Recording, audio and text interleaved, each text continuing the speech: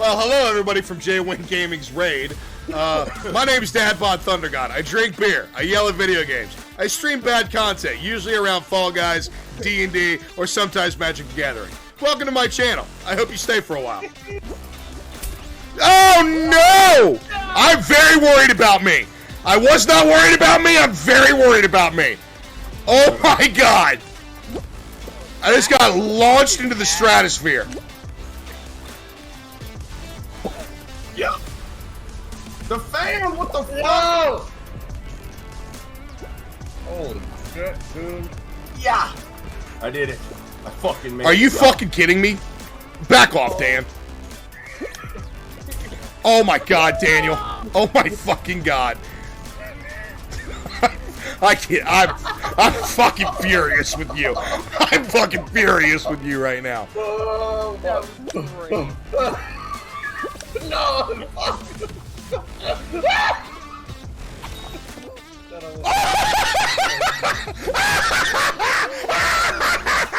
Fuck you, nerds! I pulled it off! What an upset! Bitch! I'm not making it. There ain't no way in hell. Let's go. Are you in? Bro, I went hard left. Because somebody was just chilling. Yep. Dive again. Jump dive. Bro, you're in. 17! Let's go! Aha! Yeah. Jake, So, have you seen the Mind Goblin card yet, Jake? Mind Goblin? No? Oh, no! No! Damn it! No! No! 2 out of 3 weeks! Fuck! Fuck! As soon as I said it! God damn it! Shit! Oh crap! Oh crap! Crap! Crap! Crap! Crap! Crap! Crap! Crap! Crap! Crap! Crap! Crap! Woo! Ah, I'm under this thing.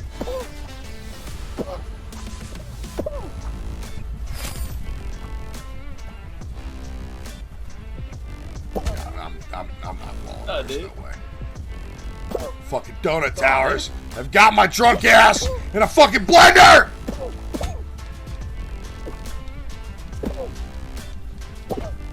There was a fucking car in front of me that had like 6 bumper stickers that were like anti-circumcision stickers. Oh my god. Who is that strong of an opinion of it? Like their license plate. I think their license plate was like anti-circ or something like that. If you circ, you a jerk.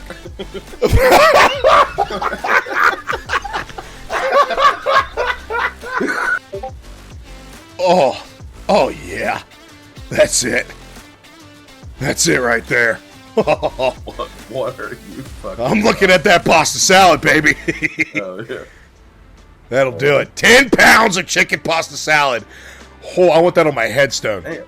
Yeah, just Oh don't my fucking God. around. What the fuck? Jesus.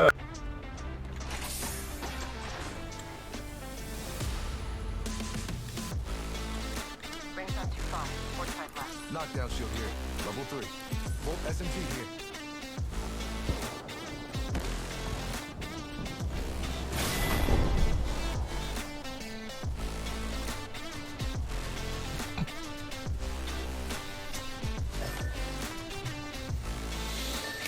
Wow.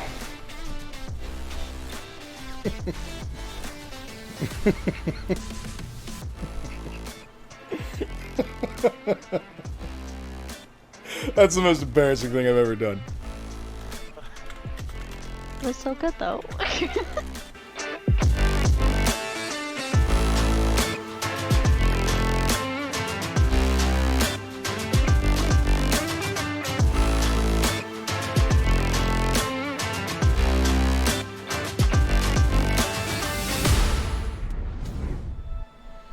All right. Hello and welcome. This is now our 3rd D&D session with this wonderful group of players. So let's undeafen and talk to them. Good evening, everyone. You all look amazing. Oh, Hi. thank you. You look amazing too. All right. Oh, I know I do. I just show up and, you know, You scared me. Excrete excellence. Excrete excellence. I know. I was trying to say what was the most uncomfortable word I could use. That was it. All right. So, before we get into a recap, just to reintroduce everybody to our amazing viewers, let's go ahead and, if you're watching the stream, we're going to start to my left, which would be Corweezy. Let's start, and I'll call you guys out. Guys, reintroduce your characters, because it's been a few weeks since I've seen you. Alright, I'm playing Gulbrick Goblinbane, the illiterate orc cleric of the, what is it, the Forge? Cleric of the Forge. Cleric of the Forge. Alright, Miss Whitney? I am playing Keratin. She is a fairy rogue. She is... Sorry. That, Varsity Hermione is my best friend. Oh. Okay, that makes sense now. She is a fairy rogue that left her village growing up because she didn't fit in and wanted something new and sailed the seas and lost her ship and lost her crew and still can't find what she wants. So here she is. Beautiful. Ozzy. Hello, I'm playing Maximus, a Oath of Titans Paladin, subclass made by yours truly. I am a... What am I called? What am I called? A Goliath?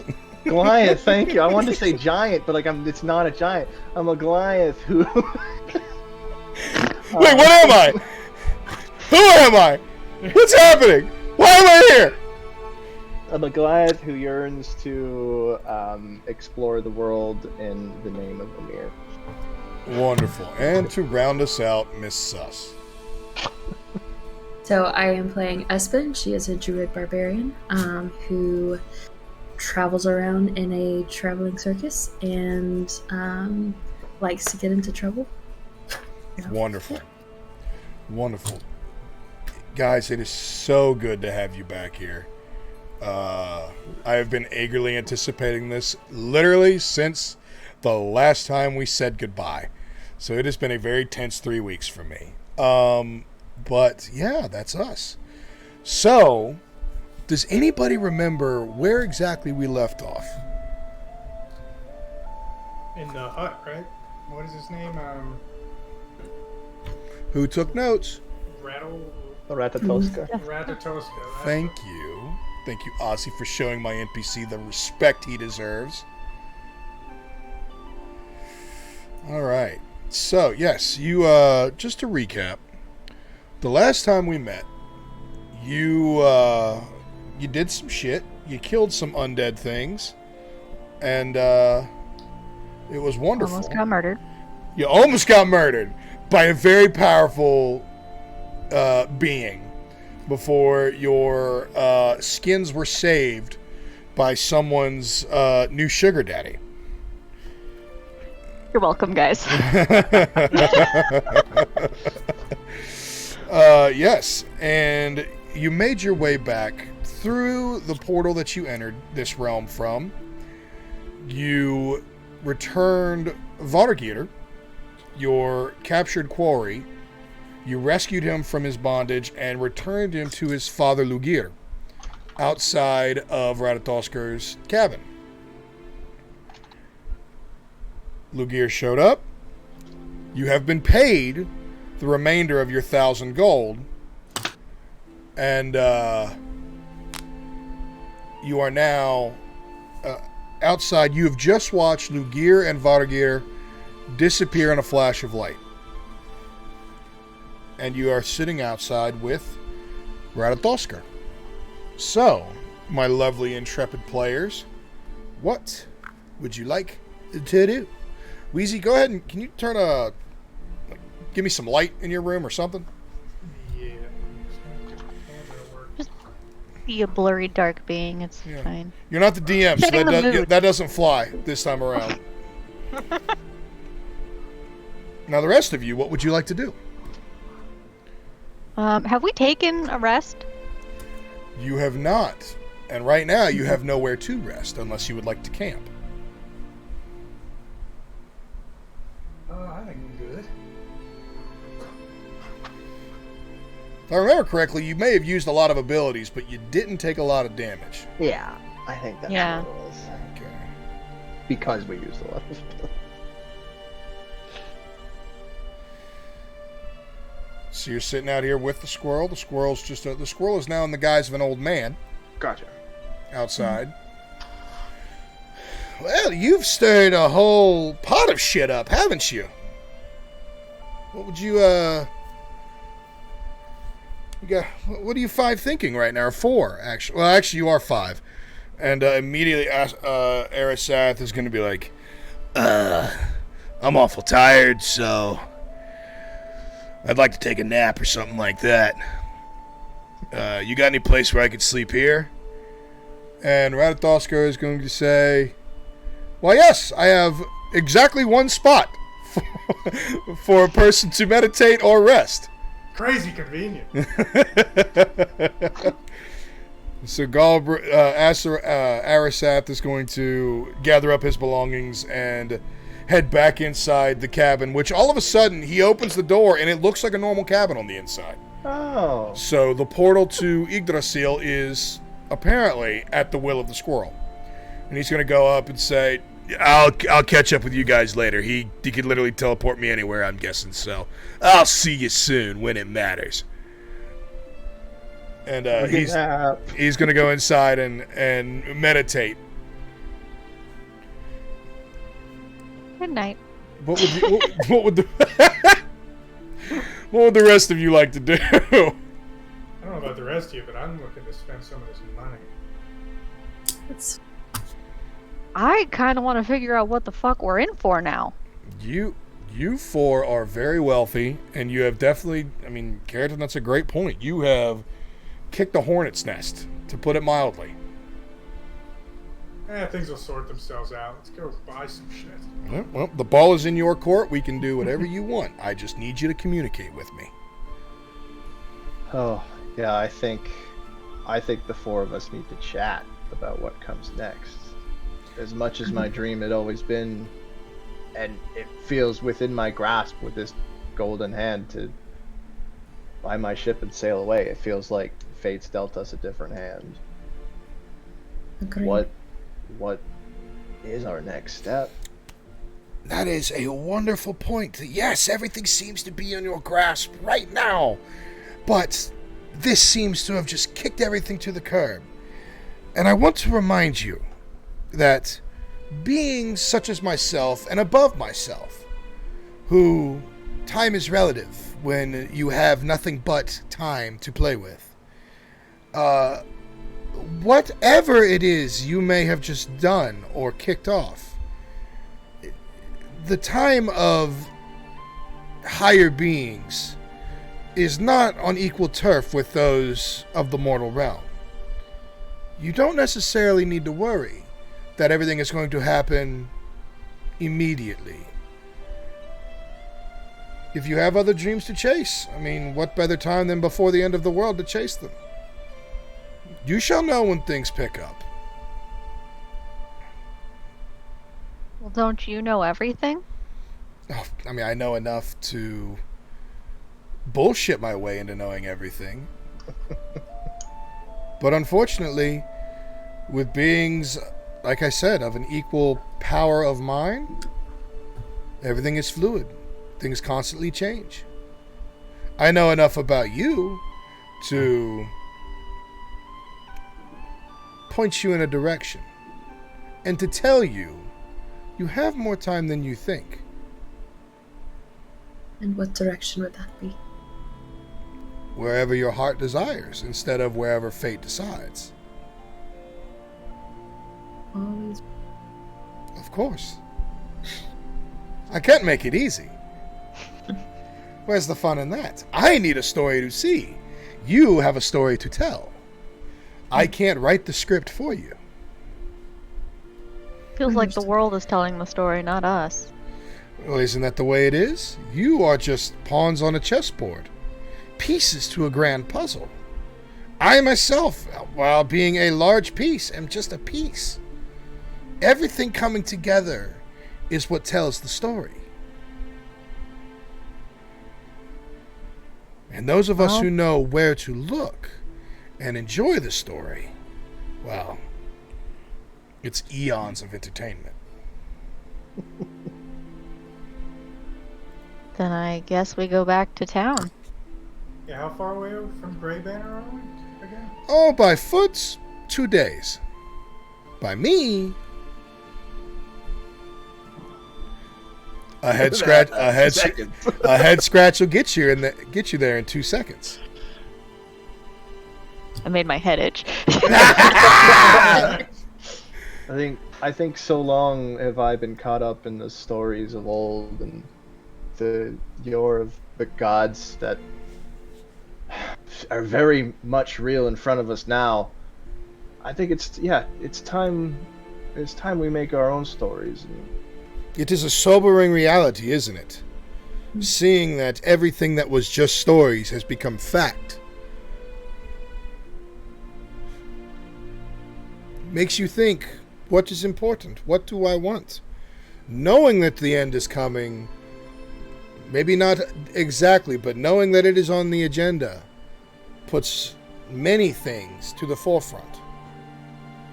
But first, before we squabble over plans or dreams or whatever we wish to accomplish, I have something to give to all of you.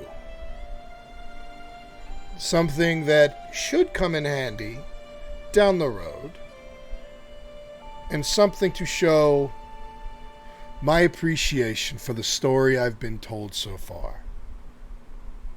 And he will, it's almost like you're looking at him, and as he's talking, he almost shifts seamlessly from gnarled old senior to the androgynous teenager that you saw when you first met Ratatoskr. Almost like you can register that it's happened, but like at the same time, it's almost like an illusion that it was never there. And if you hadn't been carrying on this conversation, it would be much more confusing. And if you hadn't already been kind of exposed to his powers, you would be very unsettled. But it's almost becoming like, yeah, this is what this guy's about. And he will climb to the roof of his shack, squirrel-like in his movements, and behind his chimney, almost as if he's just reaching into thin air, he'll reach and then pull his hand back and then spring from his roof right back down in front of you. And he'll open up his hand, and there will be 5 acorns sitting there, just perfect. Almost look freshly picked from the tree. These, call these a beacon, or a boon, if you will. Carry this with you at all times, and 2 things will happen. 1, I will always know where you are. You will never be beyond my sight. Which, as someone's most recent friendship should show, is not a bad thing by any necessity. The second thing is it will let you recognize entrances like you see in my house, scattered throughout the realms. Midgard, Jotunheim, Vanaheim, Nilfheim, Alfheim, Svartalfheim, all 9 eventually will be open to you.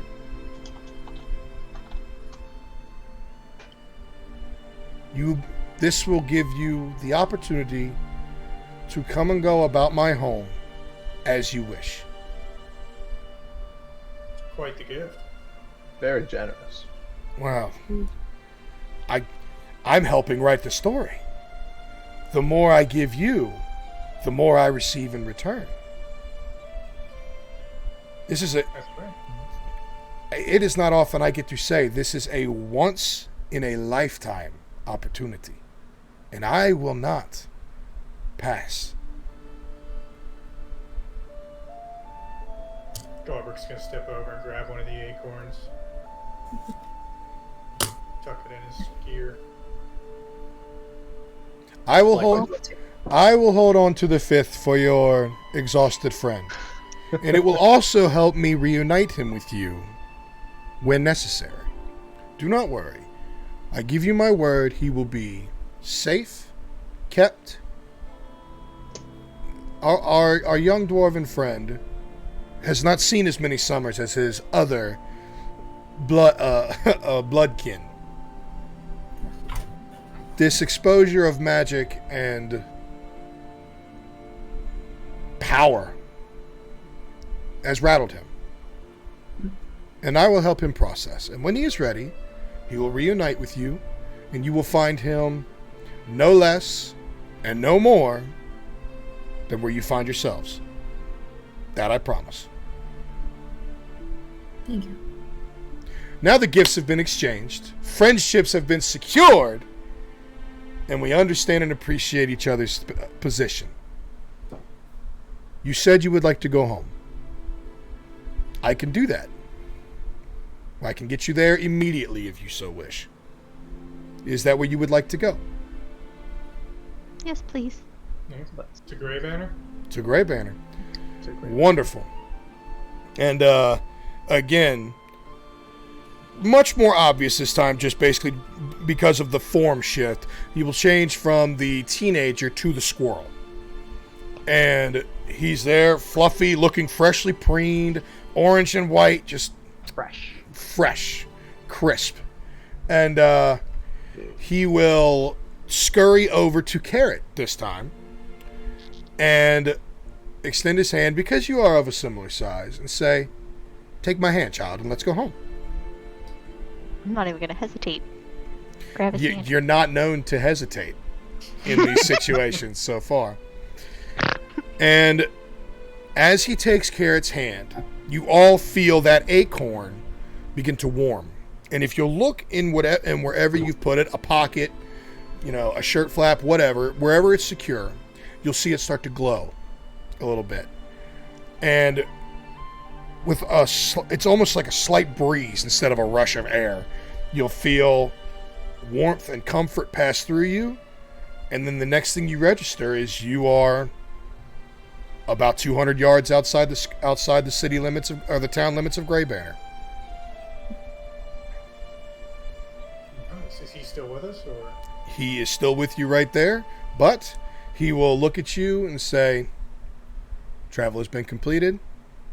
Good luck, my friends, and I can't wait to see you again." And he will scurry off and just fade away. Oh, I'm not going to get used to that. Nope. I guess we go to the bar now, huh? That's up to you. The world's your oyster. The railroad has been eliminated. It is 100% your sandbox. Whatever you wish to do. What time did we land back here of day? You got back to Ratatolsker's shack around mid-morning, so it's still mid-morning. Nothing has changed. The sun is still directly where it was when you were looking at it outside the house. Wow. Instantaneous travel. Awesome.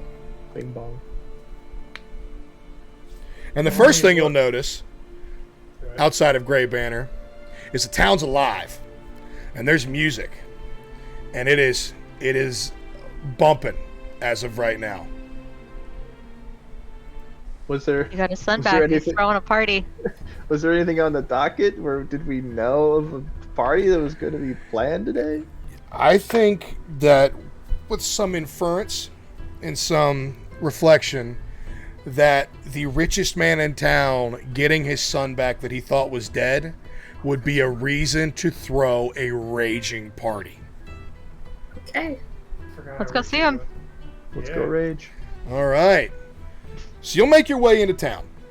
And like you hear, it's bumping. It's banging. It's almost like everybody took the day off of work.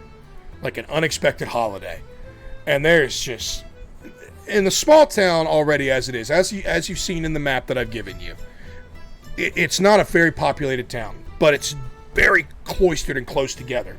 So everybody is extremely close. Even the outsiders are so special and so rare that they're almost immediately ingrained into the population. And there's an impromptu festival going on in the market square as you come out of the woods. I think Galbrick is going to immediately hunt down like a beer vendor, someone who's out here selling some alcohol. Fantastic. You'll go out there. Every market stall is providing some different. You'll look and it's all Lugir's normal stock. All of Lugir's stock is out there for the public, and it doesn't look like anybody's paying for anything. All right, Galbrick's going to grab one up. Cheers. Start walking around looking at the festival. Okay. The four of you will walk in, and immediately just a cheer goes around everybody, and you'll see a stumbling drunk Lugir hanging against a large Goliath companion who's also an outsider, kind of like some of you, but is big and charismatic and has kind of ingrained himself, just like a few other members traveling have. And Lugir goes, "That's them! They are the ones that did it! They brought me my boy! Everybody drinks for free!" And a resounding cheer goes up throughout the crowd, and you all are welcome home as the heroes that you are. Does Espen notice or recognize the Goliath? Absolutely. Absolutely. Okay. Awesome. She is going to run up and give him a big hug. Jory, I don't even know where to begin. Oh, my little firebringer, welcome home! What did you just say? It cut out. Oh, I called her my little firebringer. I apologize. My little firebringer, welcome! That's why. Where is T? Is she... Oh, she's around here somewhere. Everybody's just kind of gotten ingrained into the day. It's a wonderful day. Thank you. It's good to see you. It's wonderful to see you. Grab a drink! You're too sober! You just got here and you're too sober. Grab a drink! You know me. She will run off and find the others and find a drink. Fantastic.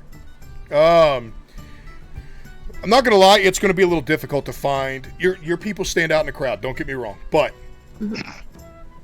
Jory is the only one that physically stands out in the crowd, size-wise. He's easy to see above everything. And Tatiana is unique, definitely, but she's also the same size as everybody.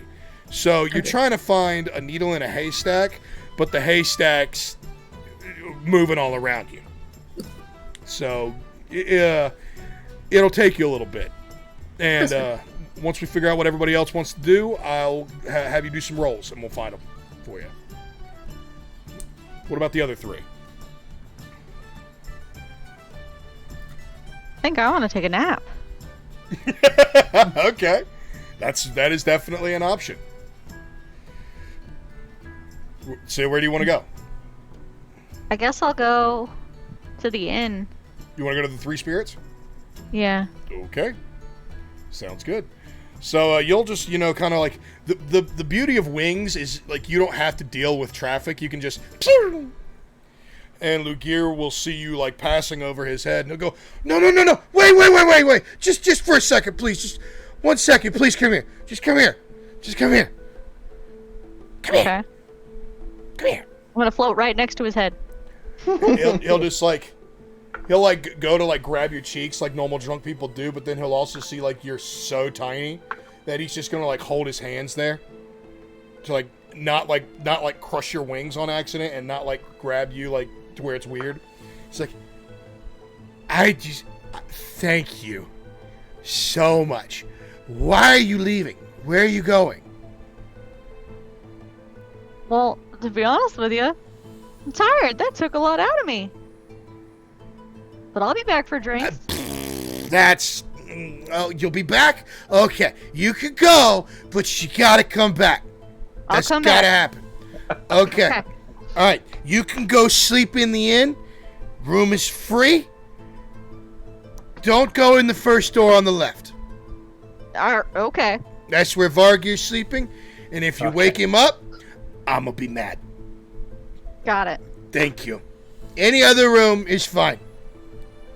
Good night. Good night. And Lugia is just gonna stumble back out into traffic, just dancing and enjoying the party. So you make your way to the Three Spirits, find yourself a bed, and full crash. Yep.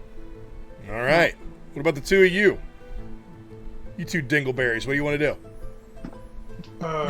Galbraith's gonna walk over to one of the tables, kind of out and about, and kind of step up on it with his mug. Now, where I come from, we celebrate with drinking contests. So, who wants to challenge a dwarf to a drinking contest? Okay, the first one to sign up is Jory. First and foremost, Jory? the other Goliath in town. Oh, yes. Okay. He's immediately like, yes, let's do this.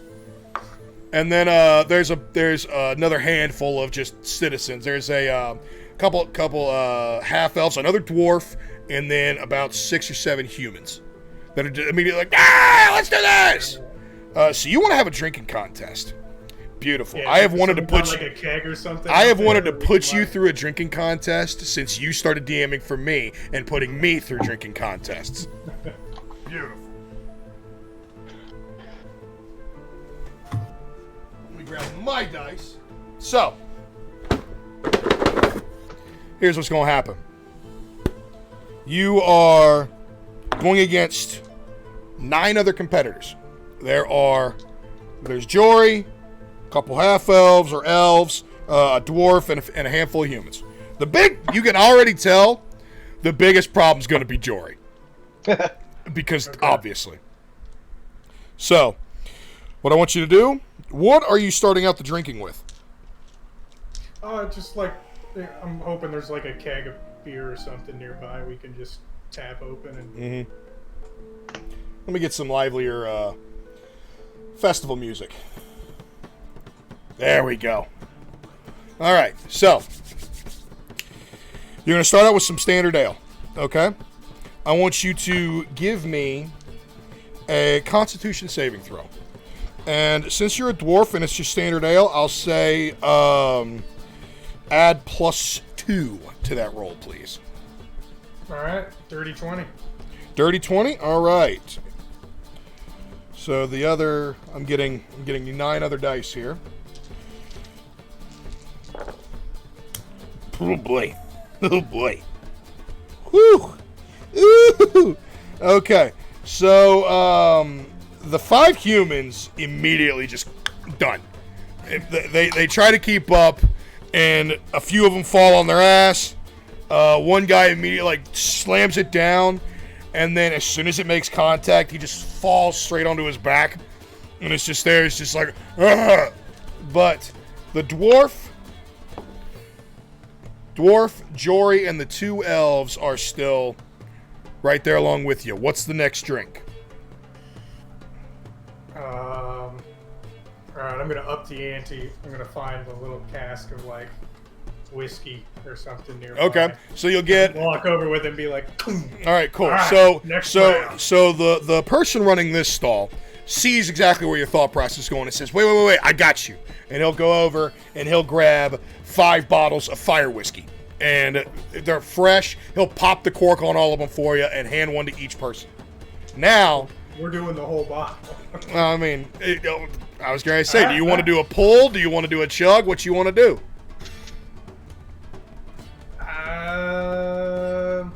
I mean, we're celebrating the whole bottle. You're going to do the whole bottle. I'm a dwarf. Okay. Constitution saving throw at disadvantage for trying to do the whole bottle. Yeah.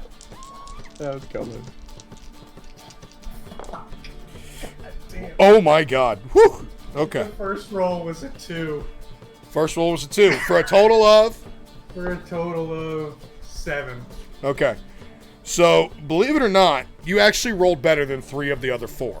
No. So, the elves, the 2 elves and the dwarf, they finish. The 2 elves, like their human compatriot, slam the bottle down and immediately fall on their ass. The dwarf sets it down and is just like, oh, sweet Wallen. Oh, sweet Wallen. And it's just going to do that, like, weave through the crowd to find a barrel to puke behind. So now it's down to you and Jory. And the thing is, Jory finished like 3 gulps before you did. And he's just sitting, he's like, come on, little man. Come on. Call the shot or I will. Alright, one more. I'm going for it. Alright. What would you like? Back to ale. Back to ale, okay. So you'll go back to ale and Jory will say, fair enough. But my glass. And he'll take one of the barrels and just one of the smaller barrels, so it's about a half a keg, and just slam it on the top.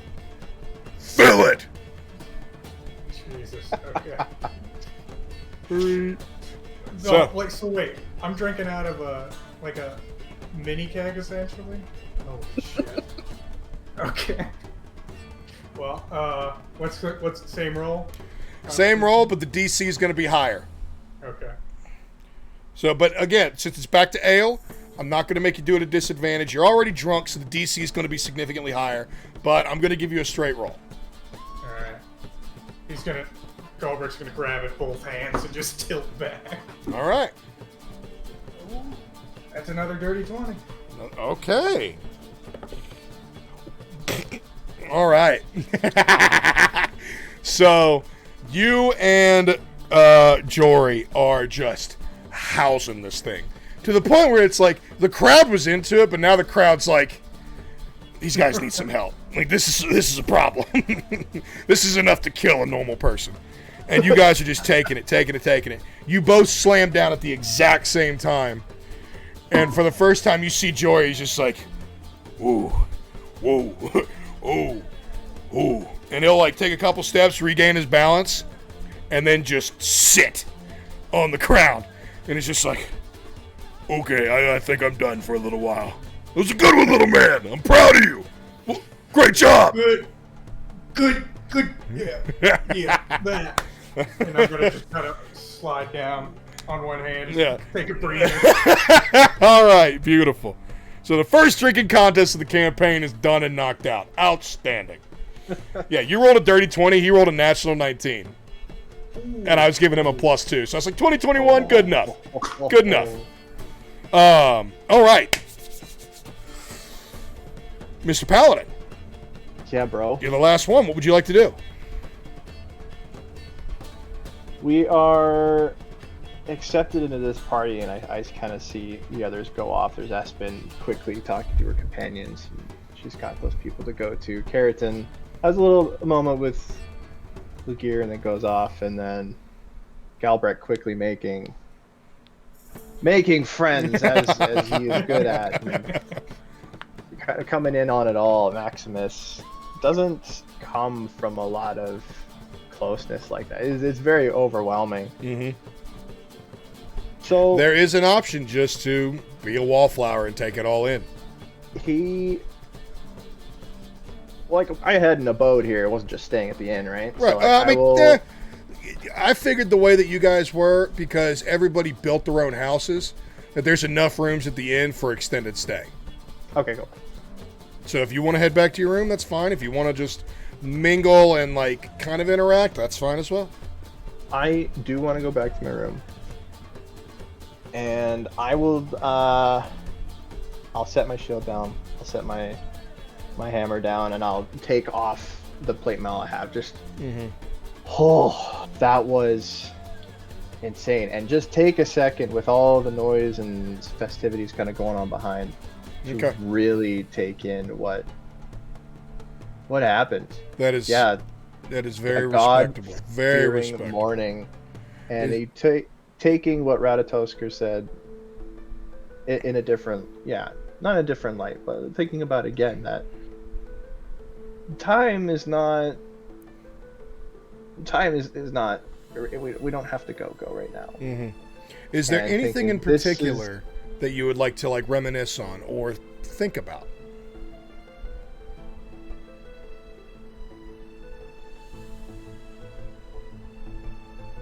I think he thinks back to where he came from. Okay. Not in a very good light, having not come from a lot, and reflects on where he is now, the people that he's met, and the journey that he's about to continue with his new companions. And he doesn't want to be that wallflower, because this, like Brad Tosker said, this is the time for stories. This is the time for epics, and this is where our story has come. So, Luce, he goes back out into the bar. He sees them finish their drinking contest. He sees people cheering, and he'll throw his arms up in the air. Oh, let's celebrate! Let's do it! Beautiful. The crowd, you again, like Jory, you physically stick out. You're already a naturally intimidating presence. You cover that presence in 50 pounds of plate mail and a 6-foot-tall warhammer. It's impossible not to give it a respectable distance. So the normal hustle and bustle isn't used to seeing you figuratively let your hair down and mingle and become, part of the festivity. And while a lot of people recognize that it may just be that survivor's gratitude from a dangerous mission, it is very appreciated. And they already endear themselves to you because of your stalwart attitude as a paladin.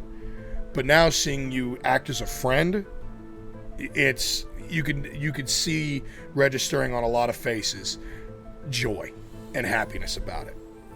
So the other three are enjoying themselves, taking a nap, probably about to take a nap, enjoying company for the first time in ages.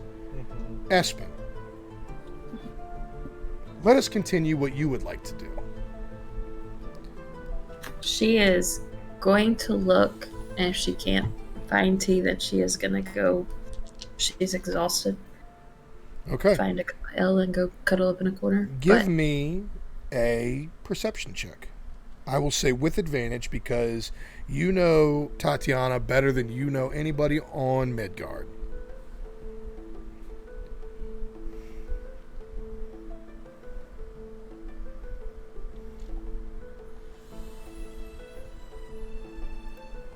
$12. 18. 18. So it takes you a little bit because, again, the market is already not a very traffic-friendly area, and it's now packed to the gills with every citizen in Grey Banner. Can you hear me? You just cut out for me. Nope. Uh-oh. The headphones died. No. I'll continue getting my dice out while she does that. Okay, I can hear you now. Can you hear me now? Okay. Is it your headphones? Is your headphones dying, or is it like a? Nope, it switched over to the Discord sound and muted this, so Gotcha. I fixed it. Apparently, it did not. So Gotcha. I'll roll from my phone. Alrighty. So, it takes you a second, but sure enough, after some, you're hunting with purpose, and I say hunting, but you're searching with purpose for your best friend. Because there's a lot you have to unfold. And there's a lot you need to talk about. So, it takes you a little longer than you would like. But, sure enough, around the bonfire, in the middle of the market square, you see Tatiana dancing. And just having a wonderful time. right next to, let me see, how do I pronounce her name? Sigdrif. Right next to Sigdrif. And Sigdrif is there smashing on a violin, just playing wonderful music. A couple of the other drifters that have been with you for a little bit of time, but they're not family. They're just, down on their luck, looking for a little bit of coin, entertaining people in a circus. And they come and go like the leaves in the fall. But they're out there playing, drums, a flute, making a wonderful, catchy little melody. But the star is Sigdrif. And the main event is Tatiana. Espen is just gonna have her little cup of ale and just watch from the side for a little bit and enjoy the people that she has called home and just kind of think about everything that has happened. And is a little scared, but kind of thinking through it. Beautiful. So after a few minutes, because you are the third biggest presence in town, probably outside of Jory and Maximus, it's impossible for T not to notice you. Even against the wall or whatever, out of the attention, she sees you and she lights up like it's just the middle of summer. It's the brightest sunshine you've ever seen. And she sprints over to you and almost tackles you into a bear hug. Just goes, oh, Firestarter, I've missed you so much. I was so worried about you. Okay. You have to tell me everything. It sounds incredible. I have to hear everything. It's a long story, and I am exhausted. But I will tell you everything, I promise. You promise? I promise. You know me. Okay. Would you like to go to sleep? I can make you a quick exit. I think so. I had the bear turn into a bear twice this time. In Twice? Less than an hour. It was crazy. I'm exhausted. You're getting better. You're not just a little ball of anger anymore. No. I can't wait to hear about everything. But I'll be honest, darling, you look like shit. You look like you could use some sleep. Go inside. Mama just made a fresh pot of stew. Go get a bowl and go sleep until tomorrow. And tomorrow we'll talk about everything, I promise. Sounds good. Thank you. I love you. I love you too. Get back to the party. Always. I'm well rested. I'm going to dance until I can't. Goodbye. And she will go back into the crowd. So now, the four of you have been having a wonderful time for varying lengths. But it's the night is winding down, and you are beyond exhausted, and sleep sounds wonderful. So everybody begins to wind down. Citizens are passing out and standing. They're dropping wherever they stand. That nobody's making it home to bed at any sort of decent hour, and half of them aren't making it to bed at all. So I would say, Galbraith, you're one of the ones that didn't make it home at all. You're shithoused. The way I'm thinking of it is you are out in the dirt. You're out in the dirt, and Jory's right next to you. And you guys are just you're all right. You're all right, small one. You're okay. You're okay. Just I'm already out cold. His hand is just hitting me in the face.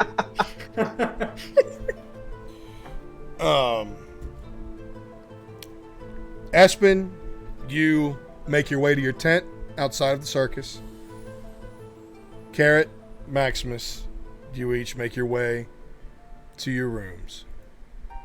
And it's a relaxing, peaceful night. Lugir loudly makes his way back in. You hear, Carrot, you hear that door where he told you not to go. You hear it slowly creak open. And then almost immediately it closes. And you hear Lugier walking past you, just whistling a happy little tune. The night goes, and everybody falls asleep. Not too long into your sleep, Miss Carrot, you are sleeping peacefully, sleeping like a rock. Best night's sleep you've had in ages.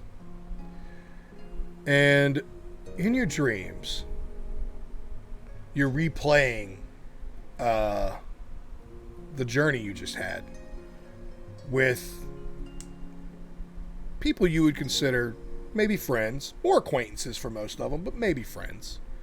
But none you would have gone into any sort of confrontation with.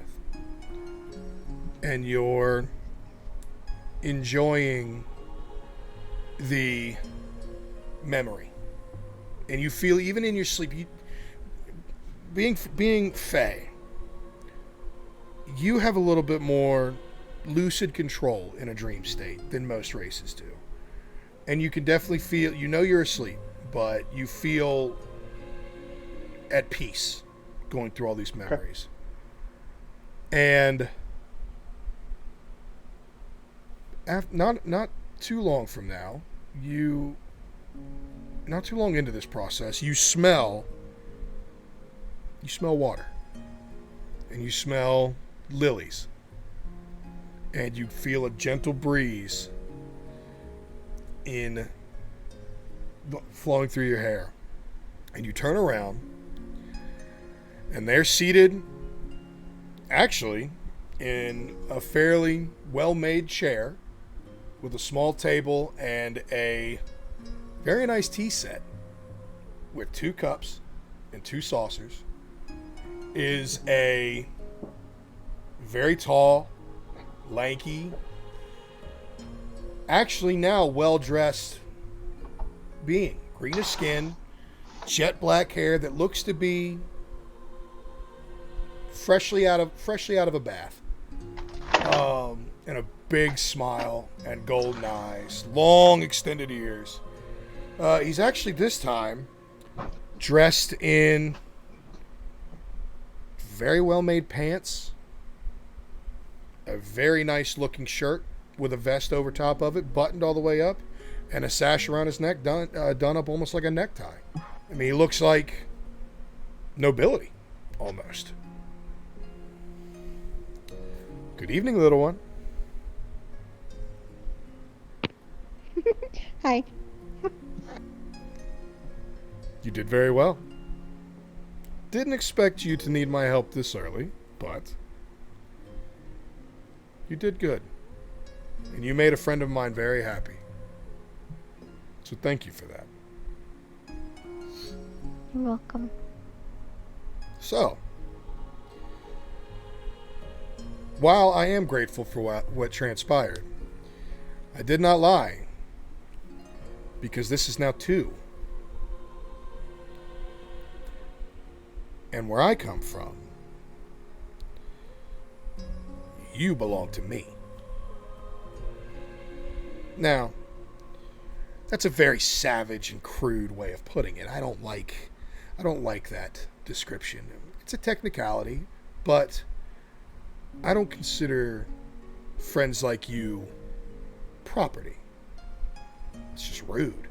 And honestly, a trivial description about our new relationship. I like to think of you as an investment. So I'm sure you've felt a little different since your journey ended. Yeah. Yeah, I know there's something going on. He'll stand up and he towers. He's 3 times your height, towers over you. So he'll beckon you up and you'll flitter in front of his face so you're maintaining eye contact. And he will gently just put a finger under your chin to make sure that you're maintaining eye contact. And he'll say, becoming mine comes with benefits. And it comes with powers. Now, if you play by the rules and do what you're told, when you're told to do it, those powers could increase. If you don't, those powers get taken away. Do you understand what I'm saying? Mm-hmm. You're a mess. You're a fucking mess. I mean, you paint this picture. I mean, I'm not trying to, but fucking hell. Like, I don't have that option. Look at your chat. Yeah, the chat's not helping either. So I'm going to go ahead and pull up your character sheet, Karen. I want to know what... Jesus, easy, Hermione. Wow. Now, Jesus, now my chat's got me blushing. So, looking at your spell list, okay. So he's going to turn you around and he's going to wave his hand, and you'll see a series of straw targets set up. And say, I want you to feel this new power. And I want you to feel it in the palm of your hand.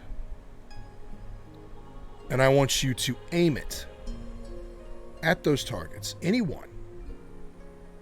And I want you to memorize how that feels. Because you are valuable to me. And if I can keep you safe from a distance, I will be satisfied. And I will be happy. What do you do? I'm gonna do exactly as he says, and I'm gonna try and visualize it in my hand. And for a while there, I'm just gonna be standing there, like, staring at my hand. So, it takes a minute, because you've never done anything like this before. It's always been up close, personal, slash and stab him with the pointy end. So for the first time, you have to think of something before it can happen. And the more you focus,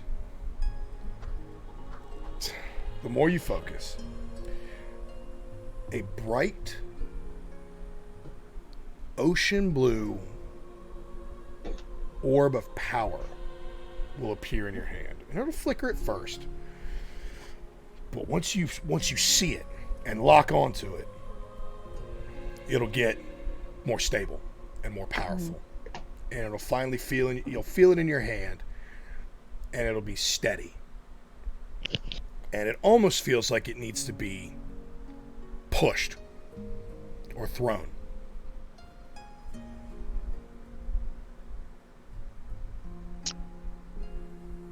I'm gonna just try and, like, overhand chuck it.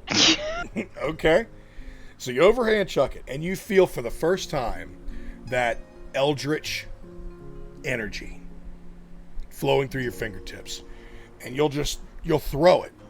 And while it doesn't look pretty, because you've never done it before, the thing about a spell is it operates on what your intent is. So it doesn't need to be physically accurate. And you'll feel the eldritch energy like start to arc up and then beeline for one of the targets. And the target will immediately just burst into a spray of straw. And you'll just hear him in the back, and he'll just be right behind you, just a soft, subtle clap. I'm gonna turn around and look at him and be like, I did that? Yes, ma'am, you did. Congratulations. That So precious. is the beginning. That is the tip of the iceberg. It does nothing but get stronger and more powerful from here on out. But, again, do what you're told when you're told to do it. No questions, no arguments, nothing. And as long as you do that, this relationship will flourish. If you are in need, I may come in and save you. But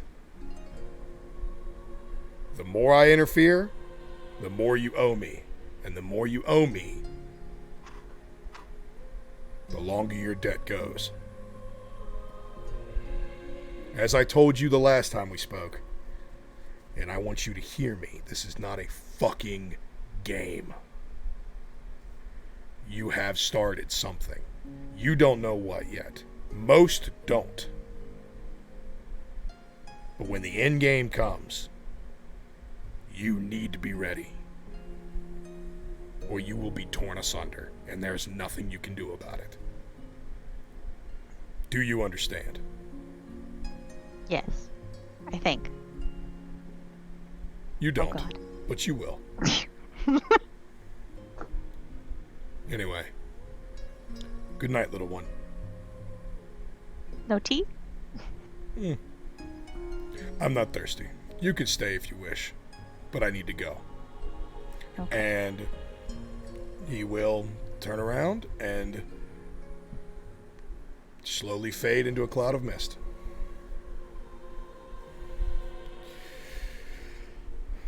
Now, unfortunately, while that dream was sweet and could be interpreted multiple different ways, you fucking perverts in the chat, not everything is ideal. Espen, you're not used to dreaming. In fact, the only recent experience you've had with it has been terrible. That trend, unfortunately, continues tonight. You find yourself, unlike the first dream, where you weren't you. You were experiencing pain through another's eyes. You are acutely aware that you yourself are in this setting. There's no pain. There's no fear, and there's also no blindness this time. But there is an unsettling feeling creeping in your stomach. As you will look around, and you find yourself surrounded by nothing but fire. Scorched earth. Exploding volcanic pits in the distance. And an overwhelming, overbearing heat. What would you like to do?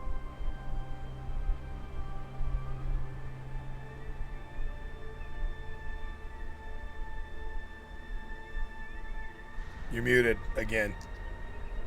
Am I okay? There you go. Beautiful. Is there anyone around me, or am I by myself? You are 100% alone.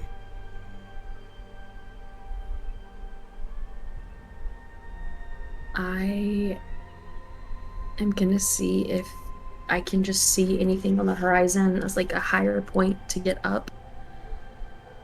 Okay. Give me a perception check.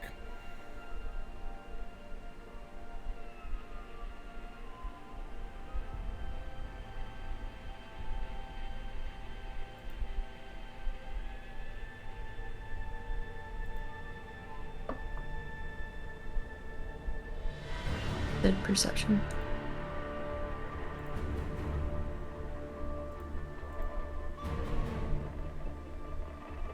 Yes, perception.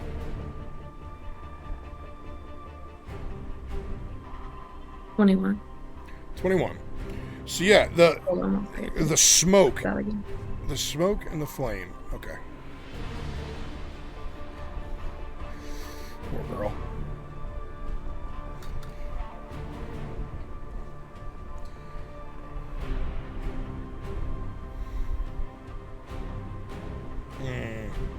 Okay, there we go. All right, there we go. Yeah.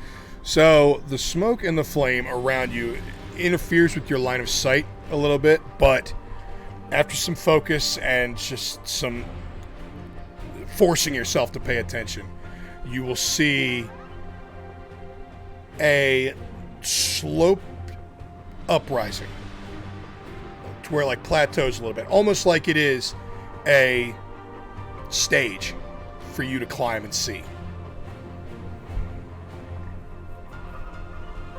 I will climb up it and just see,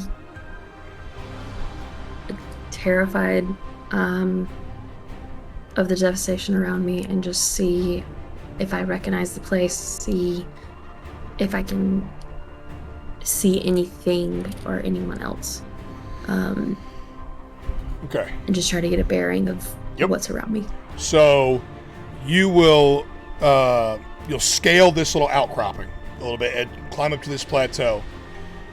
And as soon as you clear the top, you'll see around, and in front of your immediate vision is nothing but a massive, roiling lake of fire and lava.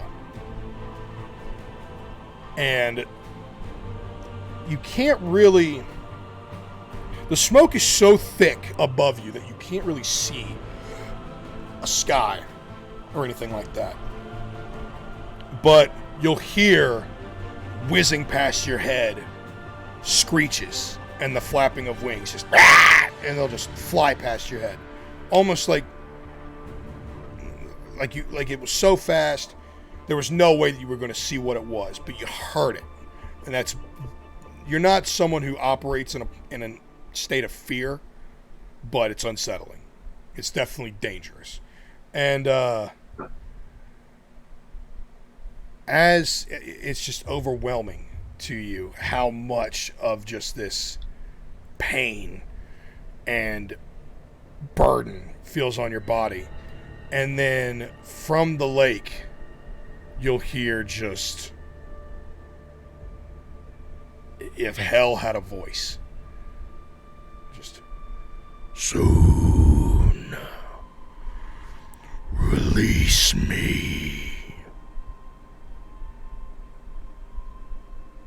What do you do? I think she's just gonna kind of freeze and almost start weeping silently, seeing the devastation around her. Firebringer, release me. And in that second command, you'll start seeing images flash in front of your face. You'll see Grey Banner on fire, Jory, Sirgif, Tatiana, charred and burned in front of you. Your circus tent in flames. It'll flash and that'll escape you. And you'll see a mountain taller than anything you've ever seen in your life start to crumble and erupt from all sides of just fire and magma.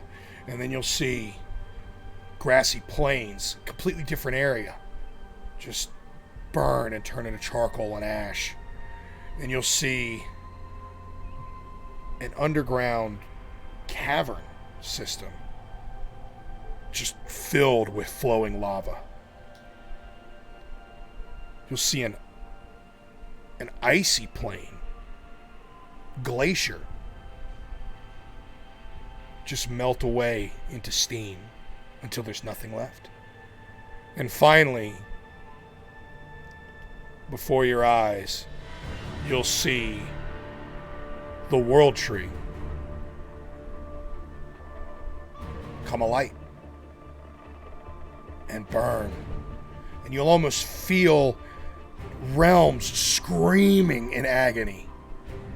And it almost overwhelms you, and you just curl into a fetal position and just try to block out the noise. Soon, Hellbringer, I will be free. And you will start awake. And it's been a full, long rest. But you are... Cat! But you are covered in sweat. The rest of you get your long rest. All of you get your long rest. I apologize. Not just her.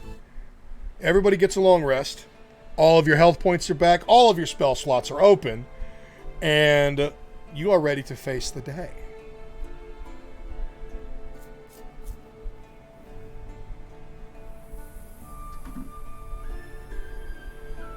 Alright, I want Galbraith to, I'm assuming he'd wake up a little pretty early, being out in the dirt, and having fallen asleep fairly quickly from being too drunk. I want him to just... We don't know what that's like at all. Yeah, no. He's totally hungover. He's going to stumble his way to the inn. Who was the bartender? Or Lugir. Lugir, that's right. I'm going to stumble in. Lugir, I need some food. You will stumble in, and Lugir looks like it's any other day. He looks like he did nothing but shower, get dressed, and it's business as usual. He looks impeccable. Eyes are clear, no bags, clothes are firmly pressed. Looks better than you've ever seen him. He goes, aha, ha, ha, I got you yesterday, didn't I? Plate of food. A little bit. Plate of food. It's no issue. And your money is no good here. It's all on me. Well, I'm just assuming everyone's going to want some food, so... That's why I'm up as early as I am. And you'll grab a spot, and by the time you grab a spot, there is a hearty plate of sausages, eggs, potatoes, tomatoes, anything that you could possibly want right there, ready for you to inhale. Yeah, Galbraith's just going to be munching. And he'll set a massive pitcher of water right in front of you. I think he thinks it's ale at first, and he's like, "Oh no, yeah. please." No. This is gonna make you feel better. Nothing more. I'm assuming that the rest of you make your way. I will definitely saunter on down. I'm feeling good. I did not partake too much last night. I was too busy just regaling in stories for what felt like genuinely the first time. Just really having a happy time talking awesome. up my gang to the citizens. Yeah, you are not normally a reveler, so you're hungover. No. You're hurting pretty good too. Yeah, he does the same thing for you. Welcomes you down again. No money is no good here. He's a happy man. So he sets out 4 plates, and the 4 of you just enjoy a breakfast if you are so willing.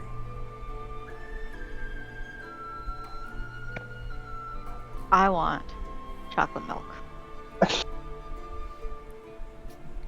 Fair enough. I can do that for you. That's it's not a common request, but I am nothing if not a people pleaser. And he will just hover his hand over your pitcher of water, and it'll just swirl into a perfectly mixed jug of chocolate milk. While Lugir's kind of tending to us, and I hate to sound like a broken record, but like really just taking in the events of yesterday, because it's crazy to have gone through that for a bunch like us. 100%. While Lugir is tending us, I'd like to kind of use Divine Sense. Go for it. So, do you need that description? Yes, please give me the language of that. I cannot operate 4 character sheets plus my dozens of character sheets, so... That is fair. As an action, you detect good and evil. Until the end of your next turn, you sense anything... Oh, no. Yep. Affected by the house spell, or know the location of any celestial, fiend, undead within 60 feet that is not behind total cover. Lugir is radiating celestial energy. Of course. You'll get... You'll also get some celestial energy. So you're definitely getting Fey energy from both of your compatriots. Cool. I appreciate that extra. And each of you, including yourself, is giving off a little tiny beacon of celestial energy, you would assume from the acorn you were given by Ratatoskr.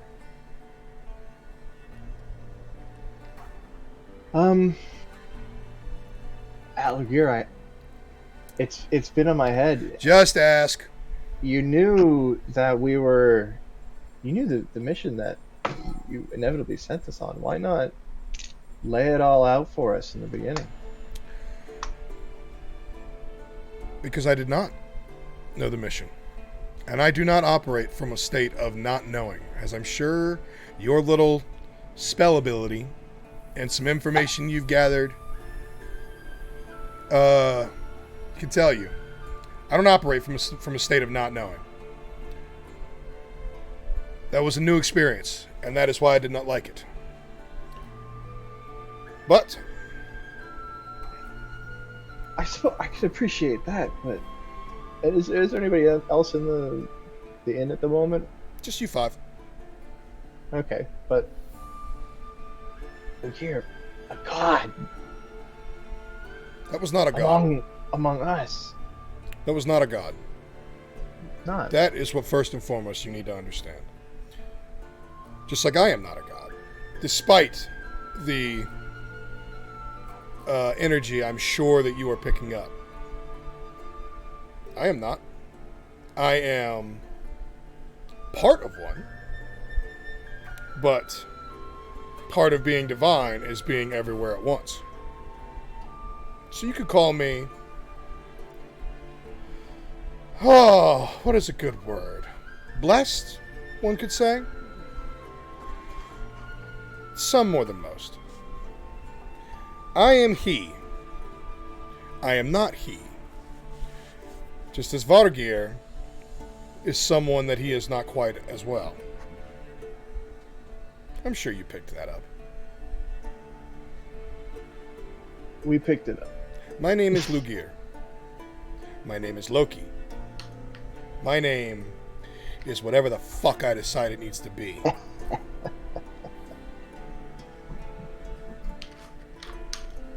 Just gonna jot that one down real quick. Yeah, it was already up here.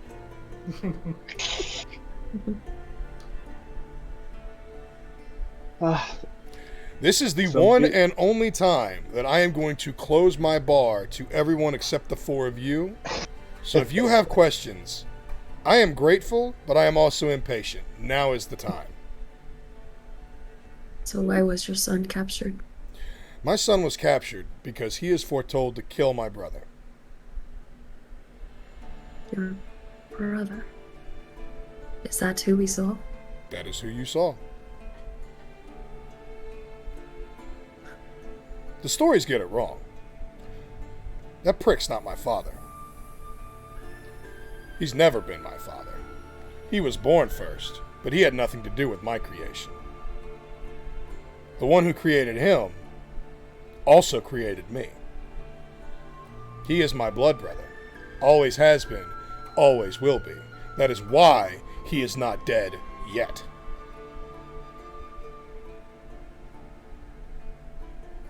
He was very injured. Yes, he was. Burns. Yes, he was. Where did that come from?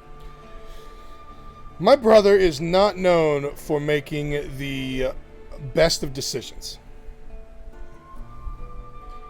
He is known for power and for victory, but he gets a lot of credit that he should not. And he claims a lot of credit that he had no hand in. Now, there is a reason he's called the All-Father, and that is not a title that is unjustly earned. But what you saw, just as I am not a whole presence here, what you saw was a fracture. It's the only thing that I could think of. Because my brother has never been cruel. He has been paranoid. But he has never been malicious. So, something has happened to that avatar of my brother's energy. But I don't know what. Unfortunately, the journey that I sent you on has started what would be considered my inevitable demise, along with everyone that I know and love.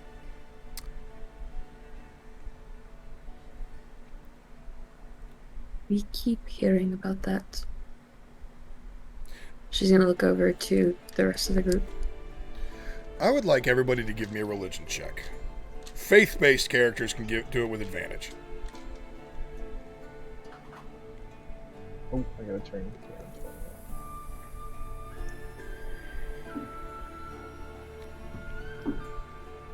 Okay. 12. So we got a 12. It's coming. Another 12. 18. 18, and Espen? 15. 15. Espen and Maximus.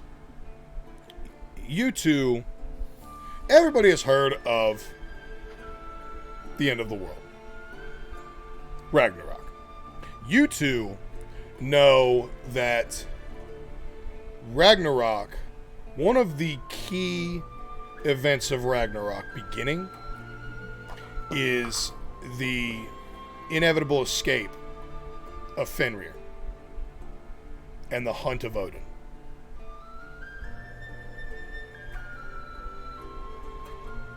Espen's just gonna hold her tea. Shit. And now the angry one understands my apology before she went on her journey. How'd you sleep, Miss Espen? I think you know the answer to that one. I know you look like shit, and your kind doesn't normally have nightmares. You'd be correct. I'm sorry. What I can also tell you is, as a being of no small amount of power, visions are words on parchment. They can be changed, they can be thrown away, they can be scribbled out and written anew. Nothing is set in stone, but you and the ones you love are going to be making some very key decisions here in the near future. And you really need to do some thinking.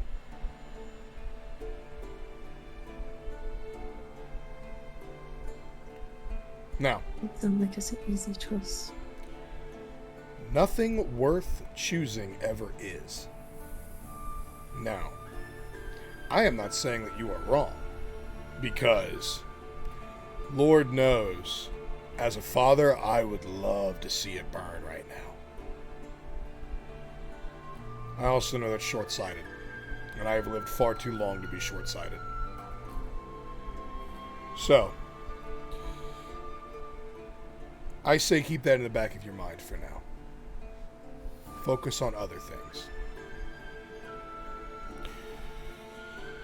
Are there any other questions from the four of you? What of your other son? Is he actually out to sea, still doing his thing? I didn't tell you a lie. I told you. I'm my seeing oldest that pattern. My oldest was born from the sea. I may not have told you the whole truth, but I have never told you a lie.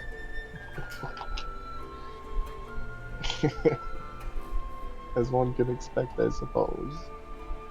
It's kind of my thing. How is Vargir? He'll get choked up and emotional for the first time. My son is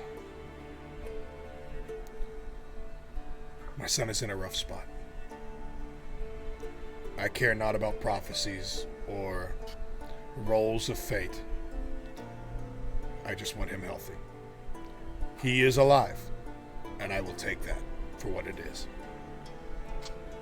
Hey, Lugir, I've got some healing capabilities if you want me to have a look.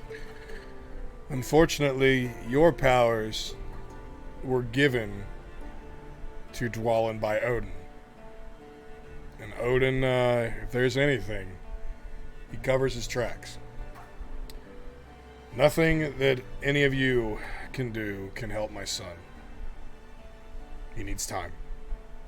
Which allows the four of you, who know what's coming, to enjoy what you have left.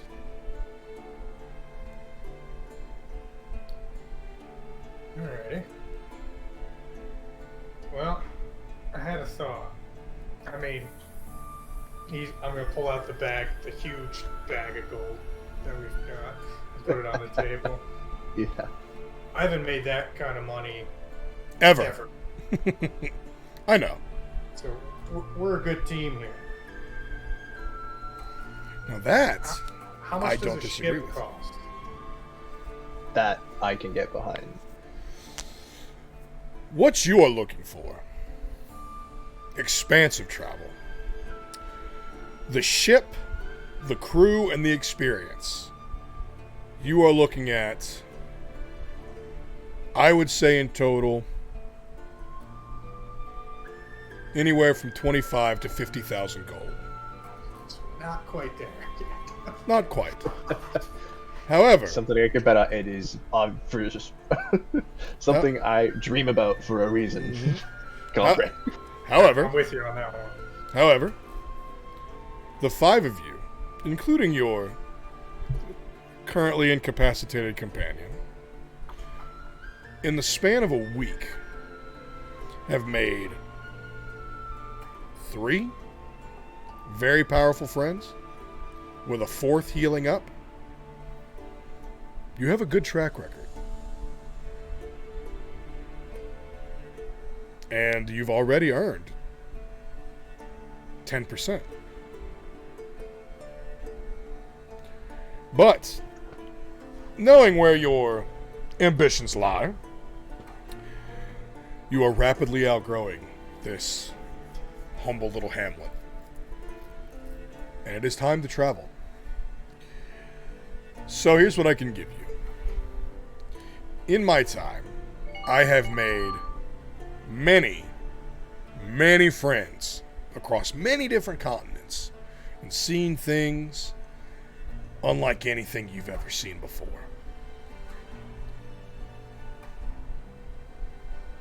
I can give you an idea, or a path even, and leave you a start.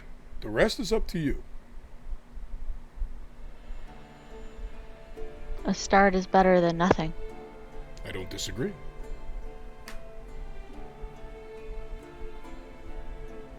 Well, I think we're pretty capable and we could be making a lot more money. There are many others with deep More- pockets. More of the world, so. There are many others with deep pockets.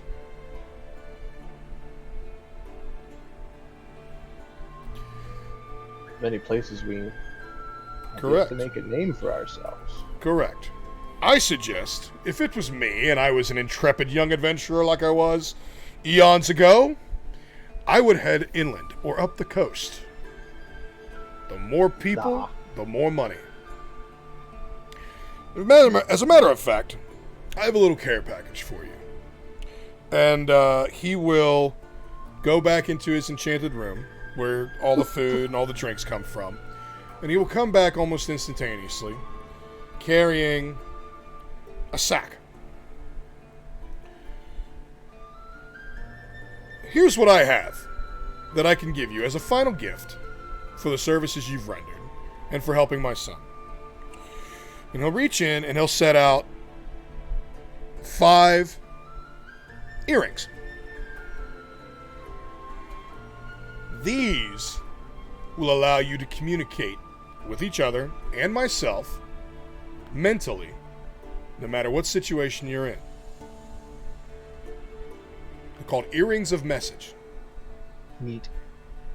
So essentially, and just to make this explanation simpler, what these earrings will do is allow you guys to communicate with each other within the confines of the message spell. You'll be able to talk to each other mentally. I believe it's 25 words or less. And I'll say that because of... You'll be able to use it at will. It won't use spell slots. It won't use anything like that. You know what? I don't think I'm even going to put a limit on the charges. Just basically, it's an ear walkie-talkie. It's telepathic walkie-talkie for everybody. These will allow you to communicate with each other, no matter the distance, no matter the distance outside the confines of the spell. And no matter the block. They will also allow you to communicate with me. Occasionally, in times of need. Do not abuse this. With what? Yeah. What the hell? Don't eat it. Seriously? I'm not going to eat any. What the hell? What kind of savage accusation is that? Eat them all. I can't. She's making Oreo dessert for tomorrow's tailgate. Oh. Yeah, exactly. But anyway, these will allow you to communicate with me occasionally in times of need and allow me to rush to your aid in times of great need and great need only. Again, we are friends, but I am also considering you an investment at this point. Well, it's twice I've been called an investment in one day. Yes, well, I didn't sound nearly as sweet from my lips as the other one, did it? No, not quite. Be careful with that one. I'm serious, little one. Be careful with that one. Trust you on that. So, along with these is the bag itself. And he will stick his arm all the way into the shoulder and all the way back out. Woo. There's nothing more irritating for a band of adventurers bent on looting and making money than having to carry shit they can't. So, consider this bag of holding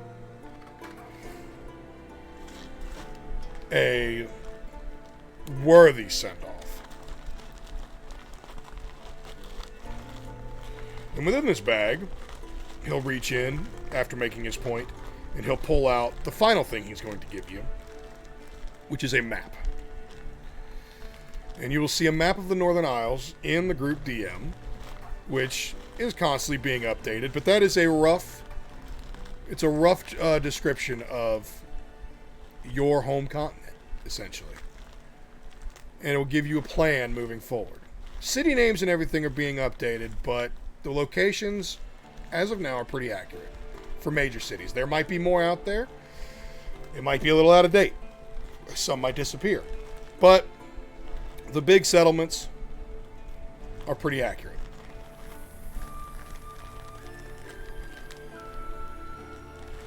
Galbraith's gonna grab up the map. I think someone else should be map reader this time. What do you guys think? Galbraith, if you ever insult my handwriting again, I will smite you into a flea if I need to. Fair enough. Blaming my handwriting for your illiteracy. How dare you? I don't know what you're talking about. I'm a god, you fool. Oh, thought you said you were not. You said you were not. You were making it very clear. Fair enough. Now, I would recommend, for your first journey in this financial endeavor, there is a city to the northeast called Rockwald. Rachwald. It's along the coast. It's just north of the Blackwood. Northeast of the Blackwood, sorry. Maybe more east than north. I don't know. It's northeast of where you're at now. You got there. That is approximately a 3-day walk. Most of the people here in Grey Banner are simple folk and don't truly understand just how big their world is. Their islands are massive, and there are many other communities and kingdoms out there. Some of which are the size of Grey Banner, and some of which could fit 100 Grey Banners within them. Rockwald is roughly 10 times the size of Grey Banner. It is established. And there is a friend of mine there who runs a hunting guild. Specializes in taking down extraordinary beasts. His name is Tatko. Tatko.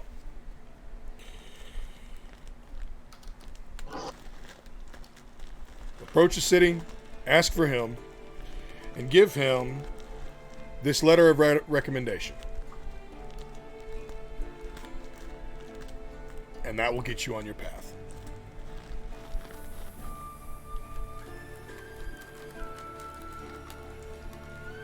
So we're looking for Tatko the Monster Hunter, and what was it called? Rockwald. Rockwald. Rachwald.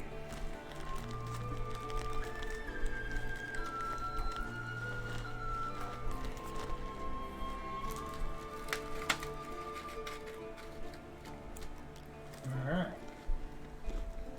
Got a destination. Ship's too expensive. Do we have any other kinds of means of transportation? You've got walks. You've got legs. You can walk. Yeah, but mine are really short. You got legs. You think your legs are short? You have wings. You got wings. I don't want to hear it. Why do you think I fly and not walk? I can help periodically. Aww.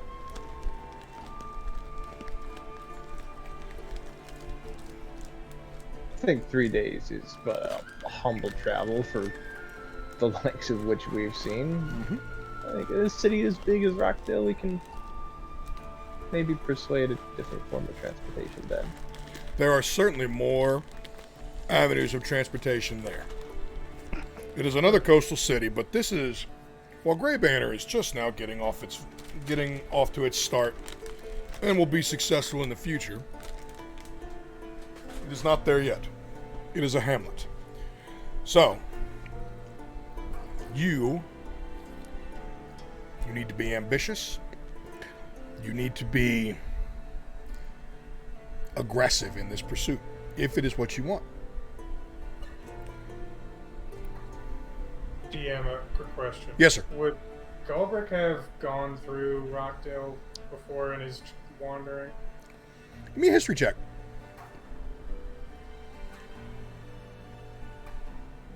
Actually, don't bother. Rockwald's big enough that, yeah, I would say that you've hit it. Okay. So I recognize the name. I have no idea where it is. But... Yeah. You've probably hit it as like part of a caravan. Okay. You know more than anything that the Blackwood, anything around the Blackwood is aggressively growing in size. So it may not have been like a sprawling city the last time that you encountered it, but any city that's close to, it is Rockdale. Oh, how about that? Don't even know my own fucking map. Anything that's close to the Blackwood is aggressively growing in size because of the quality of timber that comes from the Blackwood. It makes for fantastic raiding ships, makes for fantastic houses, makes it's top tier quality material. Okay. So you've heard the name for sure. Okay. So Wow. that is I've given you a letter of recommendation, which I will not lie carries a serious amount of weight in some places. I've given you a bag of holding. I've given you earrings of message, and I've given you a map. At this point, I might as well go on the fucking adventure for you. That won't be necessary. Fucking better not. I'm an old man. Garbrick, while sitting at the table, is going to be like, testing. Can you guys hear me? It comes I through. already want you to shut the fuck up. There's a lot of feedback coming through. All right. So, that's where we're at this point. Let's go ahead and take a 5-minute break. We are at 1 hour and 45 minutes. Let's take a 5-minute break, top off some drinks, use the bathroom, and I'm going to go drop off these crushed Oreos for dessert tomorrow. BRB. Sounds good. Show us the kitten. See if I can get her to come in here. She was wrestling a sock a minute ago. I don't know where mine went. My cat's a bitch. She's never done that before. So I'm working on it, Danny. I'm working on it. Here we go. What are you doing? It's kitten time.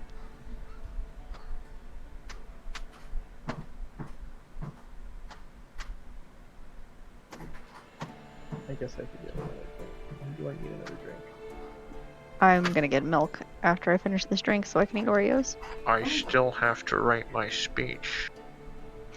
Write your best man speech, Ozzy. Oh my god. Come on. Or just wing it. I've got it started. Oh, you got it. Come on. I'll do it right here. I'll do it right here, right now.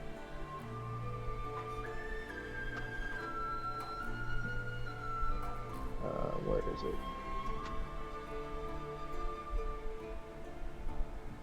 I'm also the MC. She doesn't know what's going on.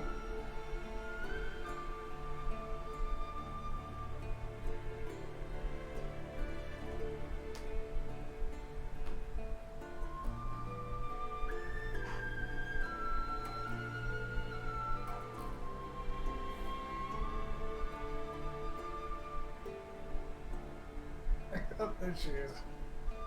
Oh no! Oh, she's gone here.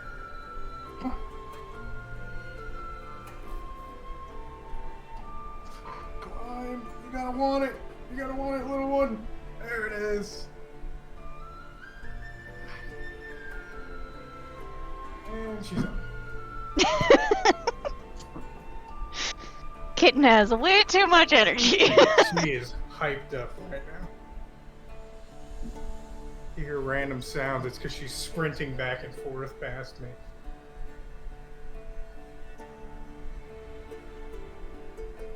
My friend says thanks. No problem. It's Zoomies hour. Especially for you, because you're 3 hours ahead, aren't you? Yeah. Is it like Scoop?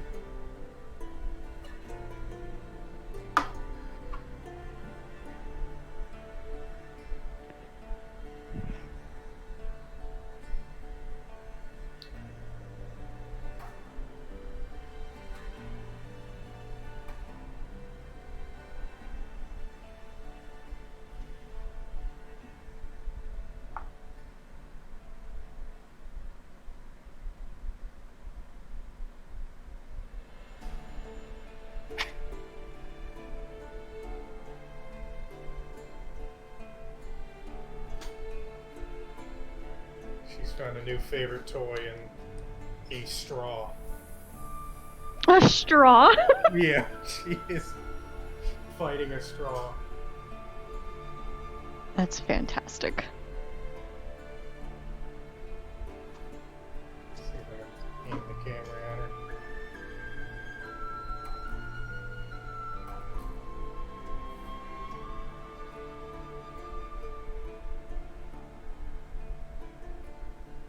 Oh, no.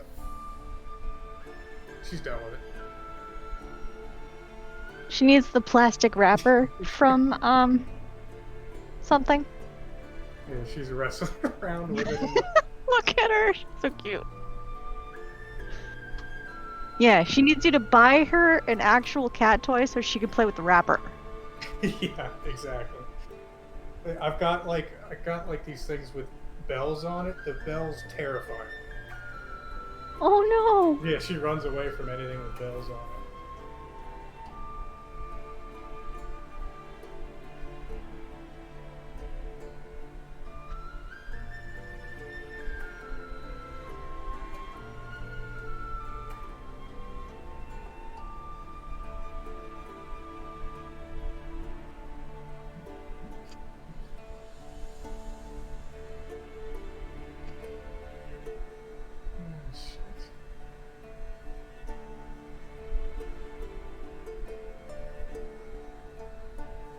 Do I want chocolate milk or do I want Oreos?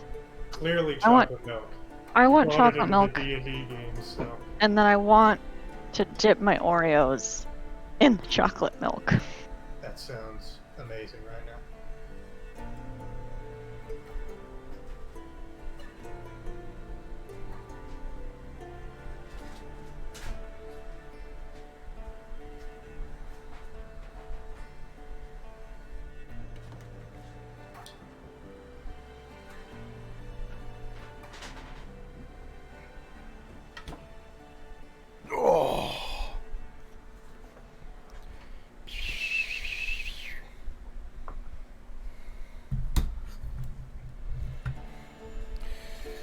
All right.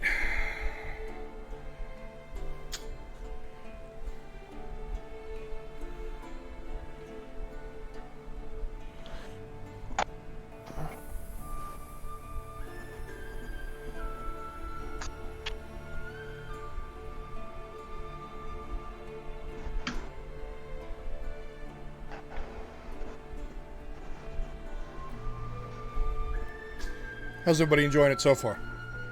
Great. I go a little heavy on the RP, so I apologize for that. That's part about D&D. I'm glad that other people think that. Oh, fucking. I don't know if I should be happy or upset that so many of you knew that I wanted both. Both what? Chocolate milk and Oreos. I mean, what's wrong with wanting both of those? Nothing. That's why I'm making chocolate milk and gonna eat Oreos. And I'm gonna dip them in the chocolate milk.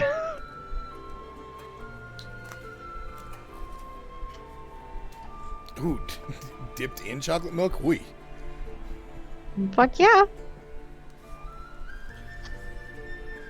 Oh, alright. Sweat's minimal today. I mean, we're doing alright. A lot of RP. A lot of fun. We had our first drinking contest. Let's go. I didn't even know that was an option. What? It's always an option.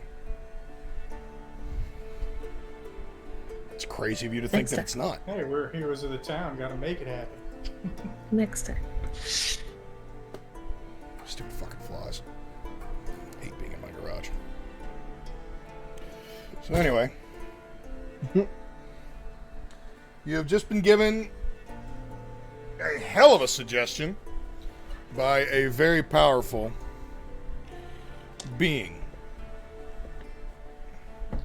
However, it's your oyster. Make of it what you will. Well, what do you guys think? Should we hit the road or chill here for a day?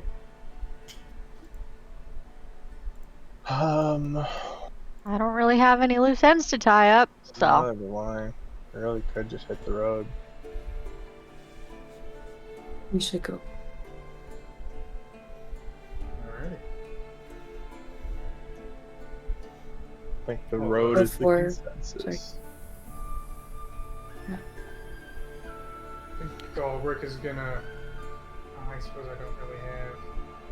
I was gonna cast Cure Wounds to heal my hangover, but I don't know if I want to use a spell slot. Yeah. I would say that the breakfast took care of you. Okay. As you're leaving the bar, Lugier is going to call you and say, "Oh, one more thing, my friends, before I forget. I just want you to know that I am grateful for your help, and you all have been wonderful. But,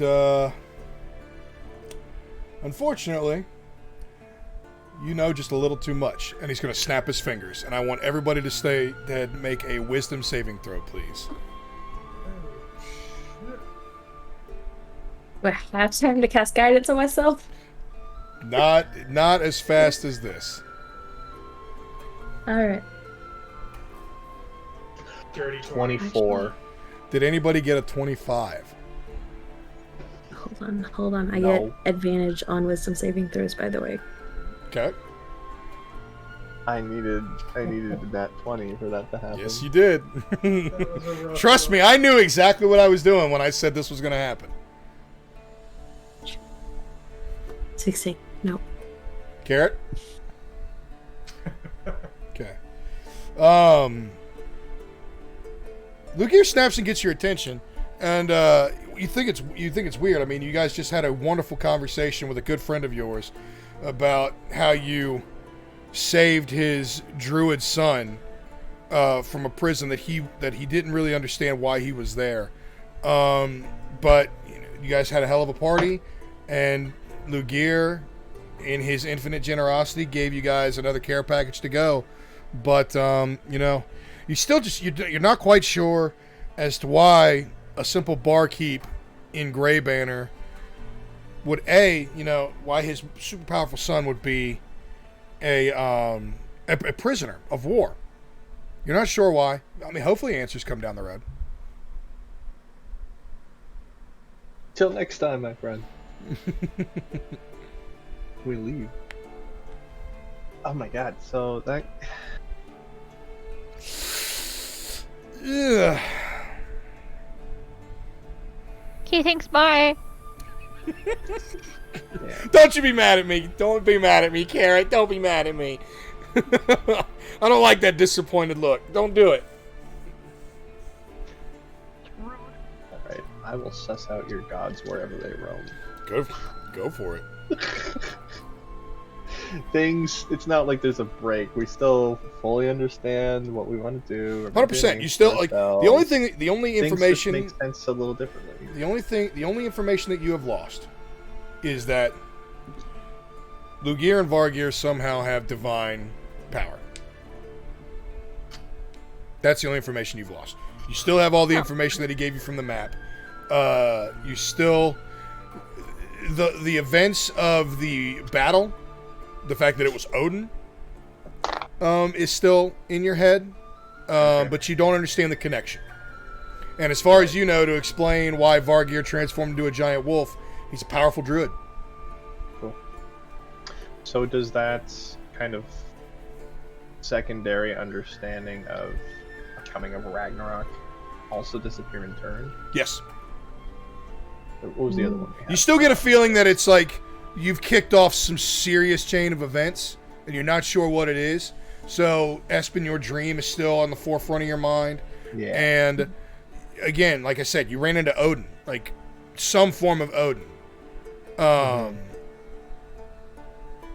So that, you're like, what the fuck? But you remember all of the goods that you've received. You remember the dreams that the two of you, Carrot and Espen, had the night before.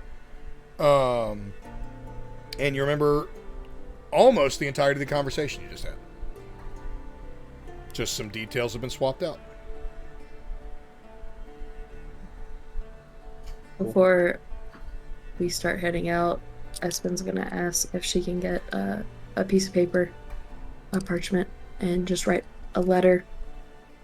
Because right now she doesn't want to see her family, just with that image in her head. So she's just gonna write a hey, and I'll text you what that letter says. So. Okay.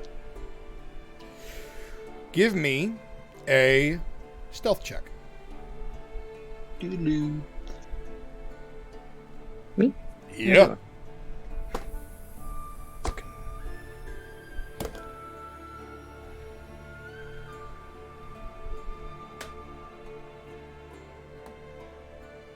Seven. Okay.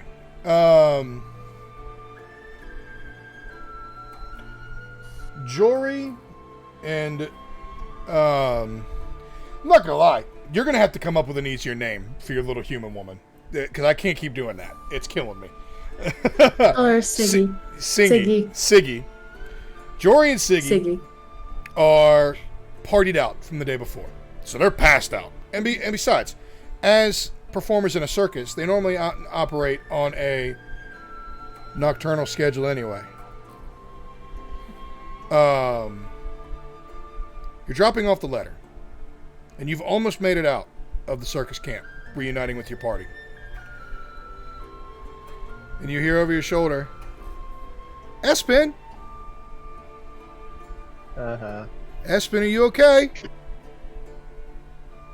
I got this letter. I didn't read it, because I thought we were better than that. Will you fucking turn around and look at me? I'm turning around. Calm down. Sorry. And she's gonna slowly turn around. She's gonna Had a bad night. I can tell. You're packed and looking like you're going on a journey. I'm not going to ask questions.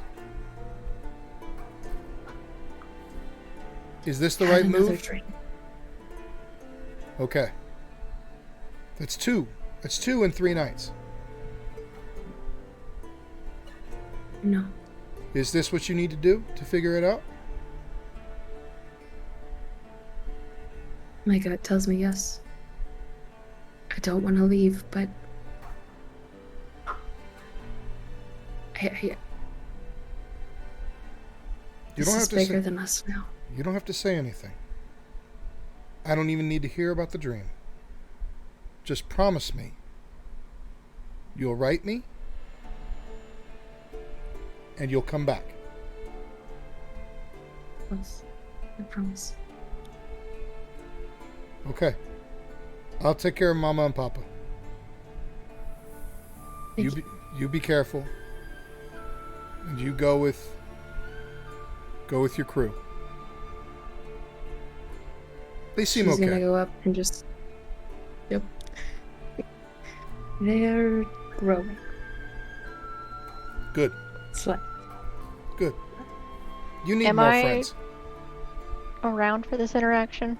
Are Because you we're all around leaving for- together, right? Are you around for this interaction? I would assume so. Okay. Espen, did you try to have this conversation privately? I tried to sneak into the tent to put it down and leave quietly. Then I would say, Carrot, to hear anything, roll me a perception check.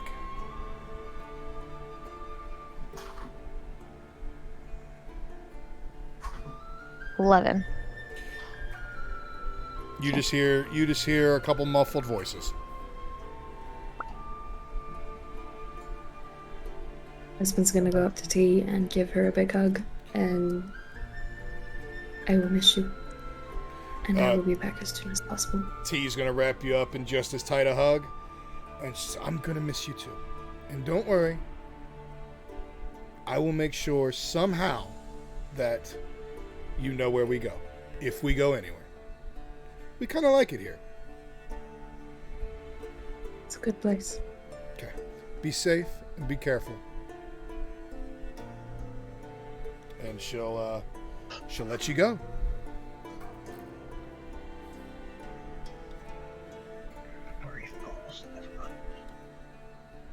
He's gonna walk up, and Espen has just been just small tears. Just boohooing. And silently boohooing to herself.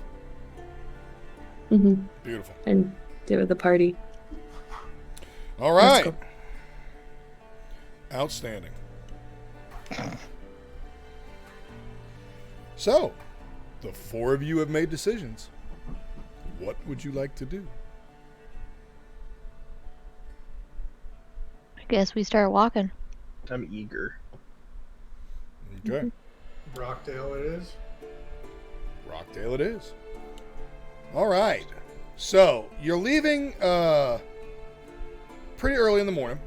Fairly early. It's about, I would call it 9 a.m.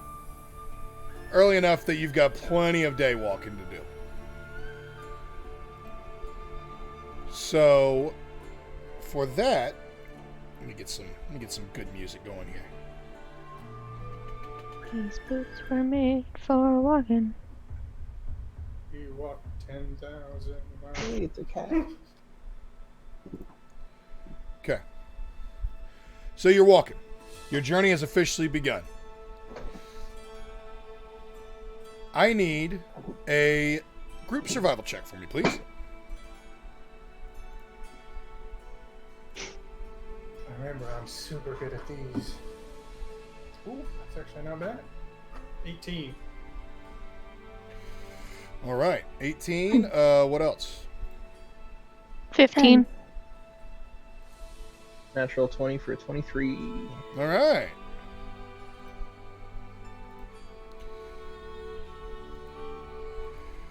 Espen?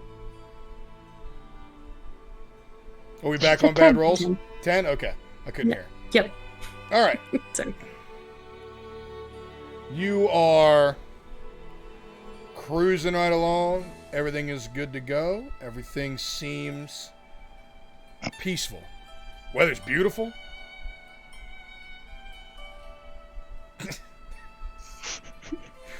Get that cat picture, Ozzy. You get it.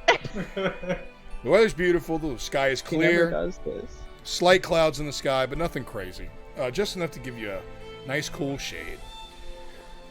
And you guys are officially on the easiest trek you've ever walked on, with a few people that, you kind of know, but you might want to get to know.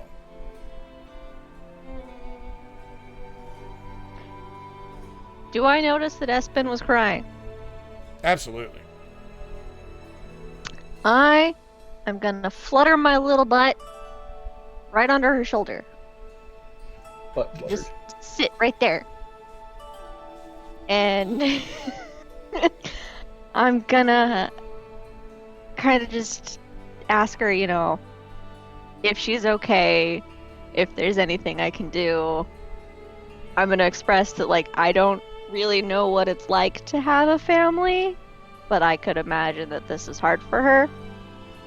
And just let her know that I'm here. I appreciate it.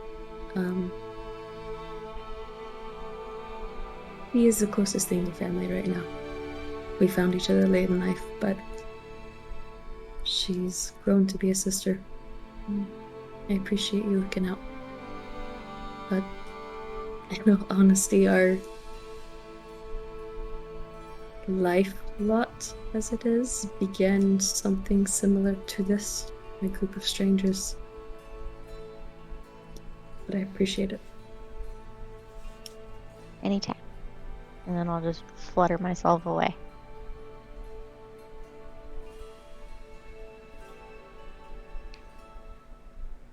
Who has the map? Yeah, who does have the map? I'll have the map. It's up to you guys. I've Who been has the looking at map? Who has the bag of holding? Right. I would like the bag of holding. I've been looking at the Actually, map that's a good idea. extensively. Is it the bag as big as you are? Absolutely. Thankfully, Which is why I want it. Thankfully, the bag only weighs 5 pounds, so even her minuscule little butt can handle it pretty decently. Perfect. I just have to prove to you guys that, I belong here and I'm not just some tiny little thing. She's small, but she's useful. Yeah. I love it.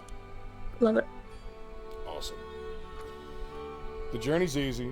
Everything's going good. For the second half of the day, give me a second survival check, please. I followed my nat 20 up with a nat 1 for a 4. Same. Wow. 6. I got a dirty 20. All right. There's still somebody that did okay. So, with the previously good rolls, the first day's journey is easy. You get to a good stopping point. I'll say Carrot, because you're so observant right now and you're feeling good and you're flying around, that you find a pretty good camping spot off the road, but still, you know, within view of it enough that it, say something happened, that you could either assist travelers or travelers could assist you.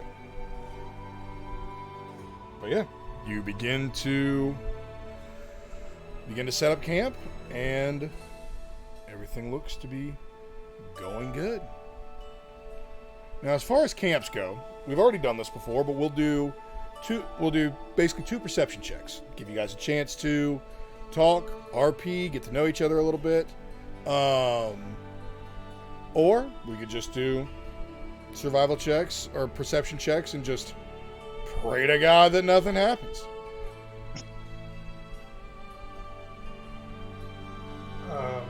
I think Galbraith waits till Maximus has got the map out. He's gonna kind of walk up, looking up. So that squiggly right there. What would you call that? That's a river. Oh, I meant one of the letters? Small squigglies. Yeah, yes, small. yes. Hold on. Is Galbraith trying to learn how to read right now?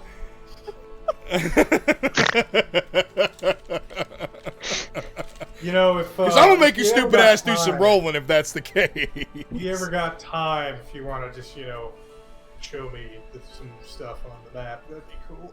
Anyway, I'm gonna start a fire, and he's gonna walk away and start putting logs together. That's amazing. Oh, that's hilarious. All right. Anytime, my friend, we can go over our runes together. Sounds great. I'm gonna throw the sacred flame into the logs and start the fire. Oh, jeez.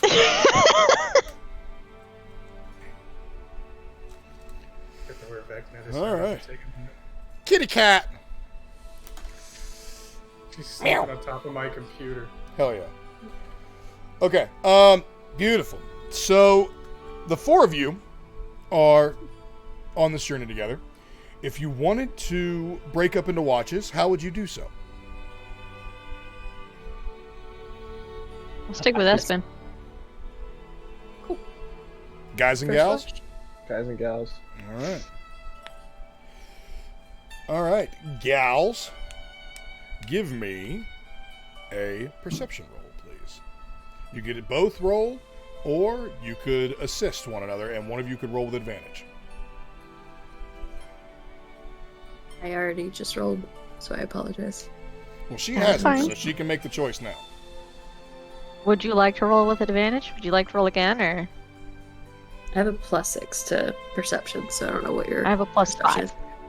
Cool. My rolls have been shitty, so. I'll roll. There you go. Natural 1? No, she got a 13, I got a 14.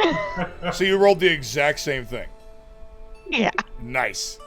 So 19 total, I'm guessing? Or was that with your modifier? Mine was with my modifier. Yeah, mine was with my modifier. Okay, so too. 15. 14 or 15? What was it? 14. Okay. 14. No. 16. 16. Just, Okay. just plain rolls 7 and 9. Okay. Gotcha. 16. So, first watch. Nothing too crazy. You guys are more... you're continuing to bond over that little moment you had earlier. Sorry, I'm swatting flies while I'm RPing, so excuse me. You're still bonding over that moment you had earlier, and you're still in the process of getting comfortable with each other. But you've faced combat together. You've bled together. You've nearly died together, and you both, while not knowing it, also are sharing an experience of having a more powerful being pull some strings in your life. Which just those mannerisms alone of knowing that you're not the one really calling the shots is something that, you guys each have in common. So, I'll say, let's see. Let's roll my little encounter die. First watch is clear. Nothing happens. The first part of your watch goes off without incident. You wake up the gentlemen for their turn, and I would ask Carrot, be like, so you about died. Are you okay? I didn't almost die. I'm fine.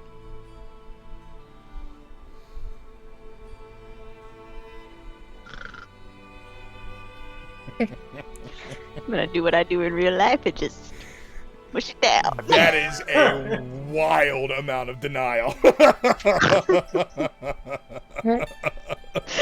god didn't almost murder me. It's fine. That is a bonkers amount of denial. I love it. That is a new character development about Carrot. Nope, didn't fucking happen. Righty then. I don't know what the fuck you're talking about. Espen will remember We're that. going to bed. I'm just writing down Carrot. Deny, deny, deny.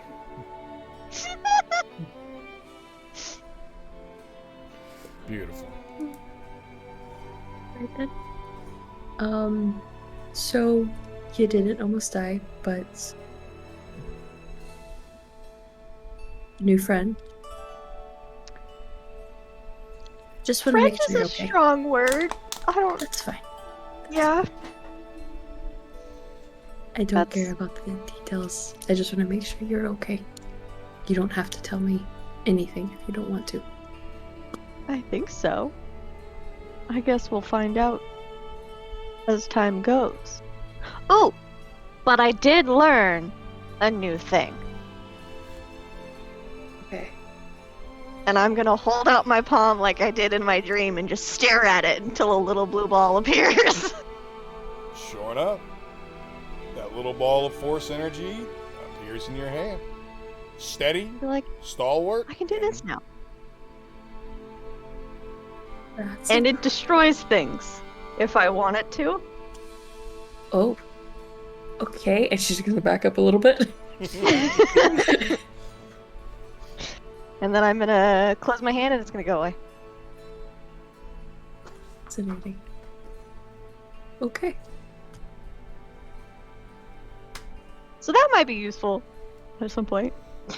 Yeah, you don't know how strong it is, but you just know that it's really good at blowing up straw dummies. Yep.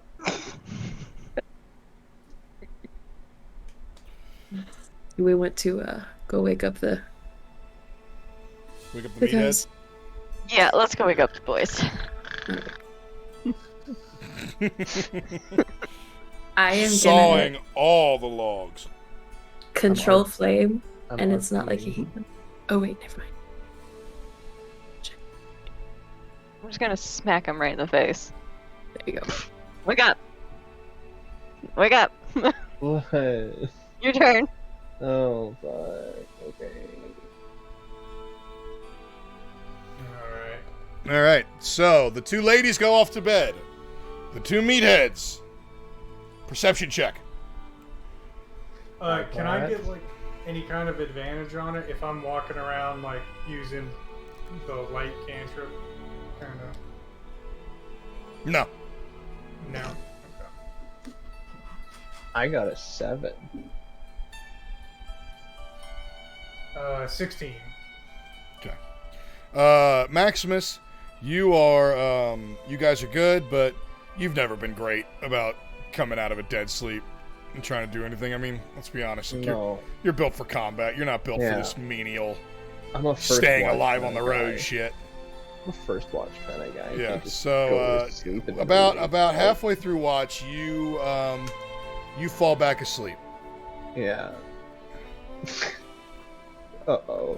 While you're asleep,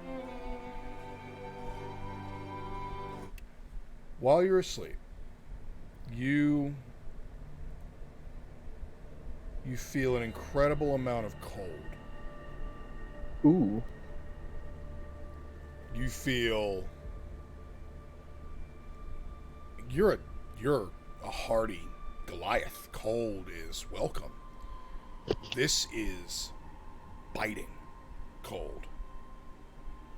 This is crawling into your bones cold. Oh dear. This is a cold unlike anything you've ever experienced, and your eyes begin to clear up, and you see a blizzard and an expanse of frost and ice. What would you like to do?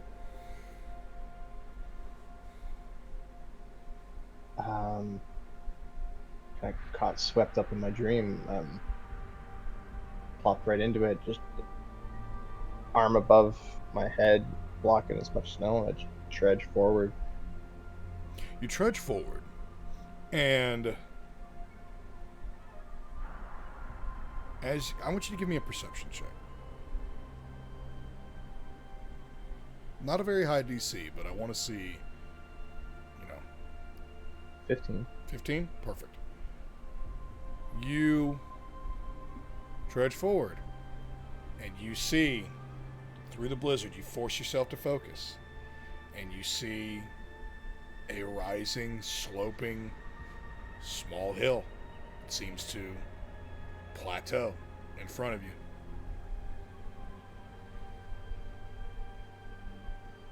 With nothing else in sight. Nope. Head for the hill. Head for that hill, absolutely. Okay. You tread your way up, and you climb. And as soon as you get up there, you see,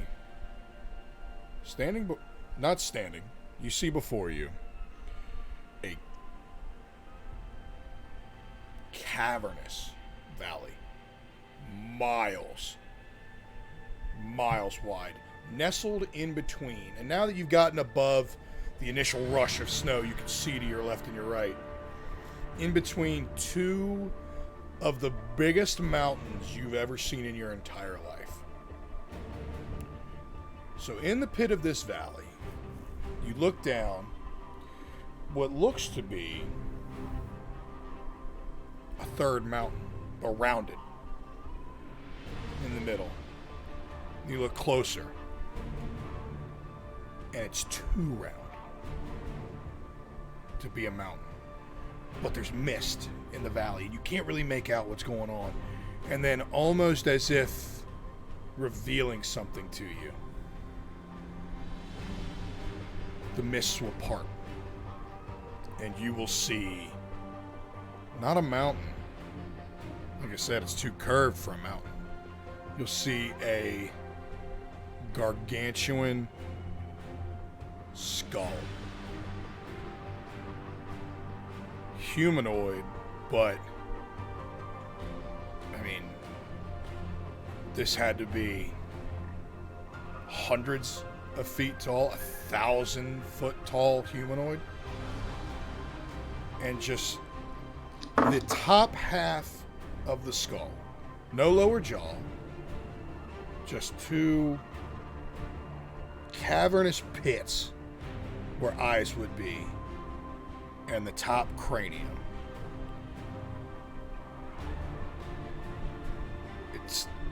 It's so bizarre that it knocks you for a loop.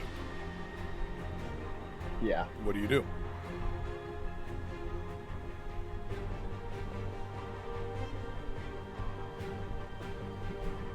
Blizzard's still raging. Is this valley a sheer drop off the cliff I'm now upon? Yes. Or is it okay? No slope, no nothing.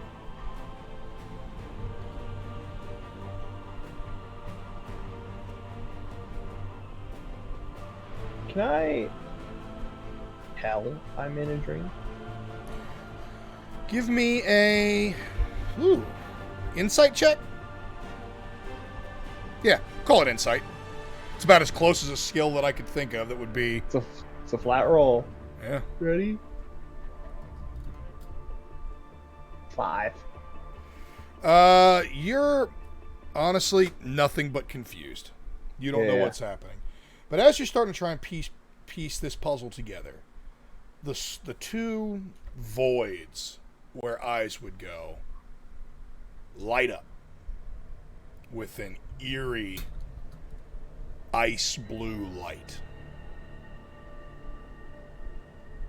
Bright enough to shine through any sort of mist or fog that would penetrate them, but not like you wouldn't consider it a light source.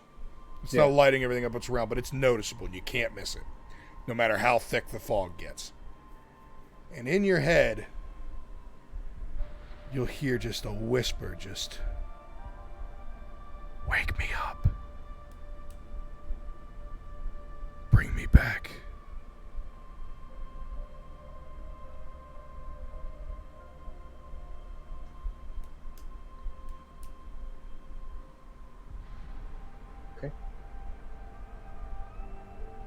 Just taking it in? Taking it in. All right. Give me a wisdom saving throw to see if you can wake yourself up.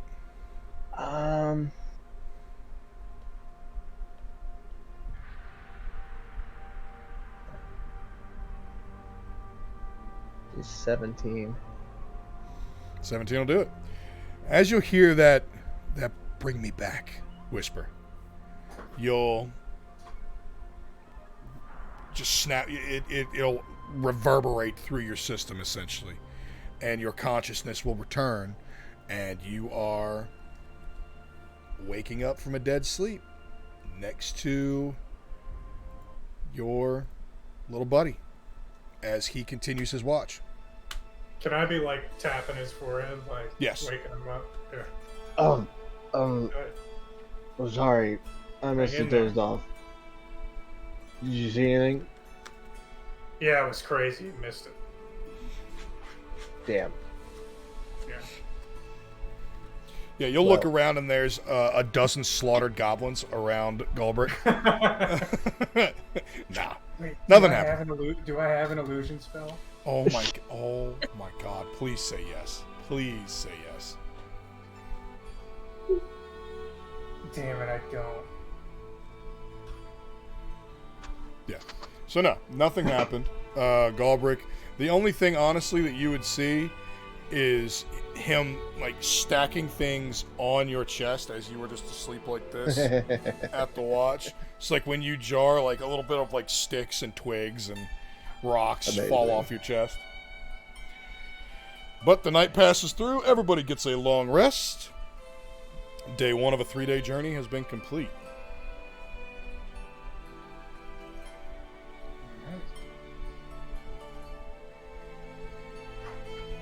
Day 2, let's go. Day 2. Let's keep it moving. Lead the way, map man. Give me a survival check. Leading the way, Matt. 14. 15. 11. 5. Okay.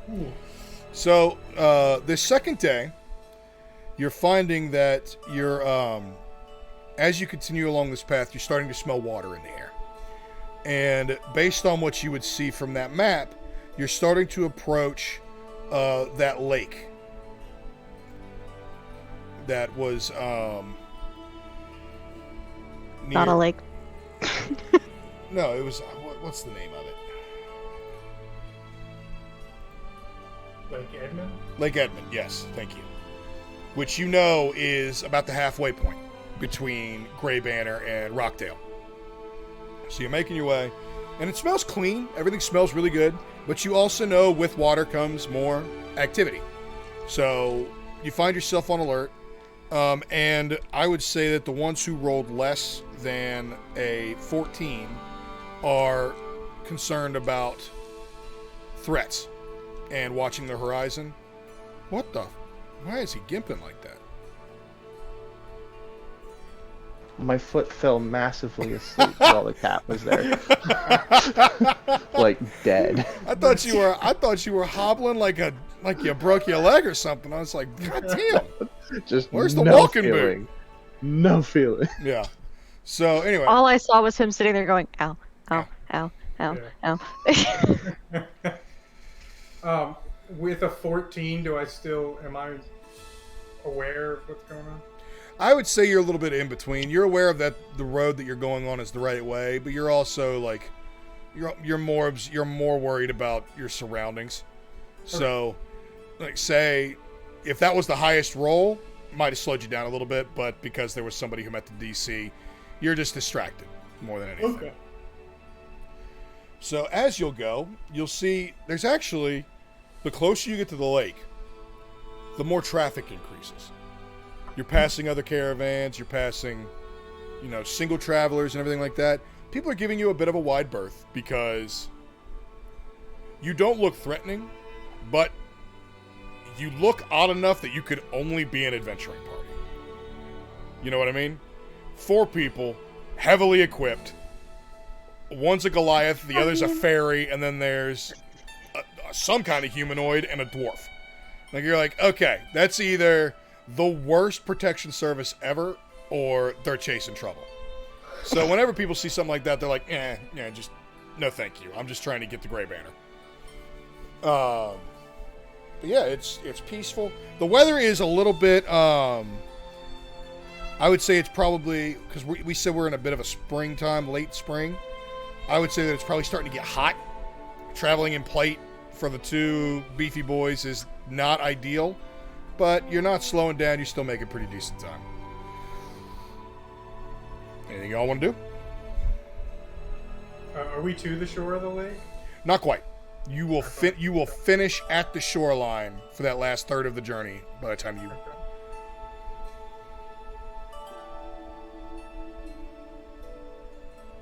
Espen is just going to look out over the other people and see if there's any sketchy looking, like if anybody's eyeing pockets or anything that would be abnormal.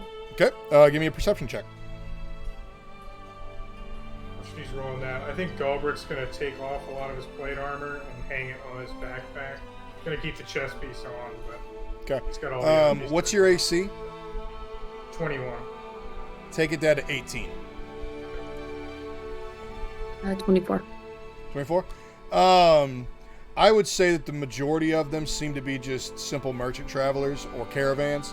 You do see some people that maybe in a civilized area you would consider shady. You can't really tell if they're being more protective of themselves or if they're scouting out potential targets. But the main thing is, they wouldn't even, if they were scouting out potential targets, you aren't potential targets. You guys are more equipped for a fight than most.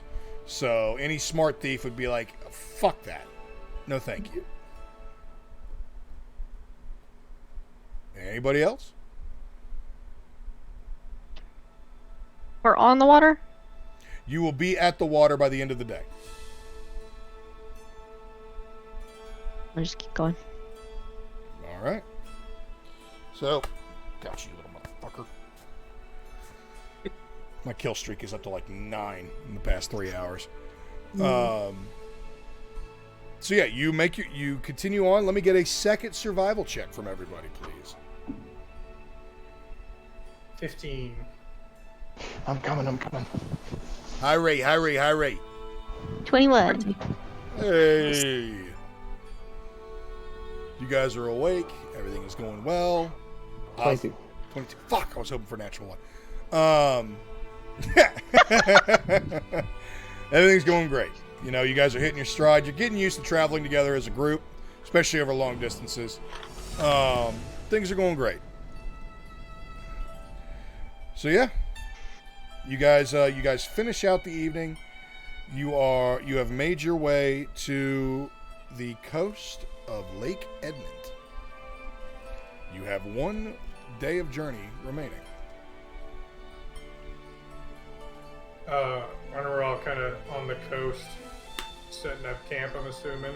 Mm-hmm. I'm gonna be like, you guys want to see something cool?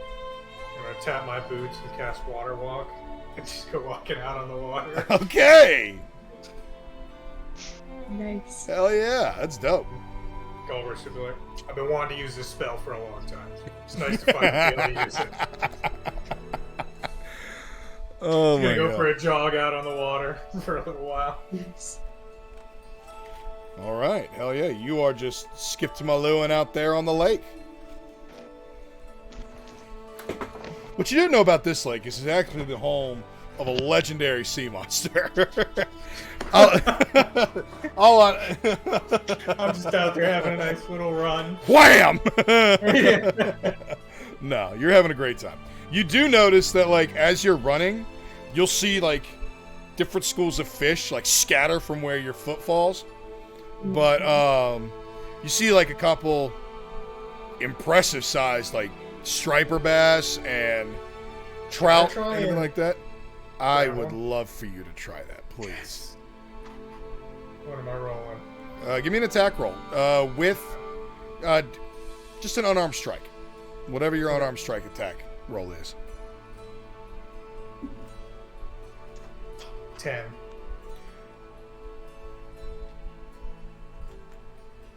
Yeah. You snag a moderately sized trout. Just bam, and you're just like, oh! It catches you so off guard that you're like, what the fuck? But yeah, you have caught your lunch, or your dinner for the evening, I should say. I'm gonna yell back to the shore from like 100 feet out on the water, I got dinner! And start walking back with this fish flailing around. There you go. Anybody else? I am gonna see him with this fish on the water, being the piratey little fairy that I am, who now has been given the gift of random crap. It's a great way of putting it. I'm going to summon one of my tentacles. Ooh. You thought the previous conversations were weird.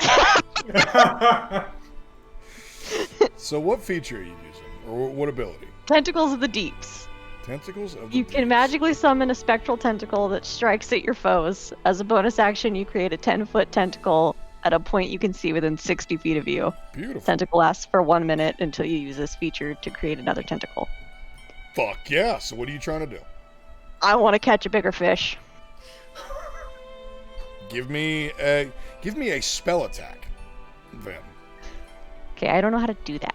Okay. So I'm gonna need help. So what you do is you go to your spells tab, and it'll say there's it's next to it's between actions and inventory. You'll have a modifier. You'll have a spell attack, which yours is +5, and you'll have a save DC, which yours is 13. So I want you to roll a d20 and then add 5.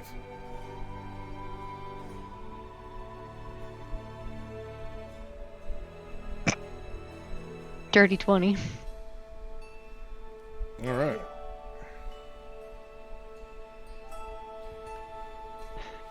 Yeah, you snag. It's almost like it's the weirdest like game of fishing you've ever seen. Okay? It's bizarre.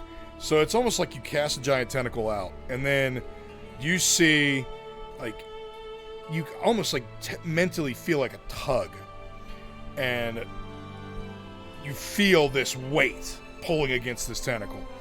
And if your initial thing is just to struggle, and then you realize, like, as you pull it in, it's just like, oh, there's no struggle at all. It's a fucking fish, and this is meant to attack walking creatures, not a 10-pound fish. So you pull in a enormous, about 2.5 foot long, 7-pound largemouth bass. Damn, girl. I'm gonna have my tentacle hold it up in the air and be like, mine's bigger!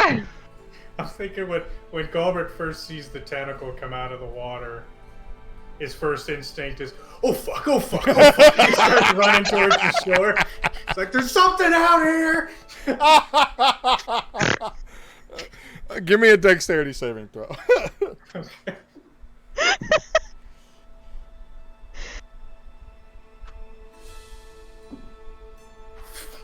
4. Okay, so in your panic, you trip and stumble, and while you don't fall, which would inevitably mean you sink with your plate mail, you drop your fish.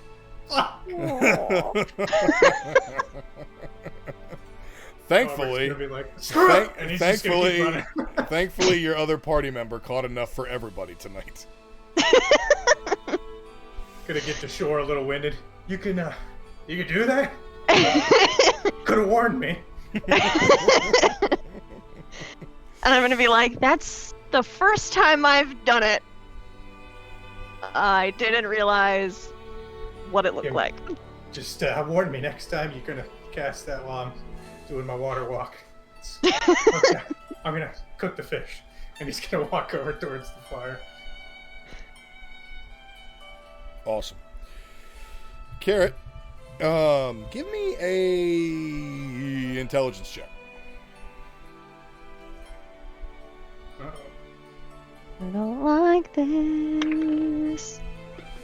I dropped my dice. Where'd it go?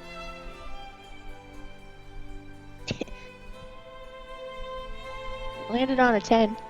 Okay, what's your intelligence modifier? 0. 0. Okay. Well, 10's perfectly average. Is it? Some might say above average. Carrot, in the back of your head, almost like you're being told, but you kind of get this feeling like, I need to go swim. Okay. I'm gonna kind of think that over for a second and be like, that didn't seem like my own thought.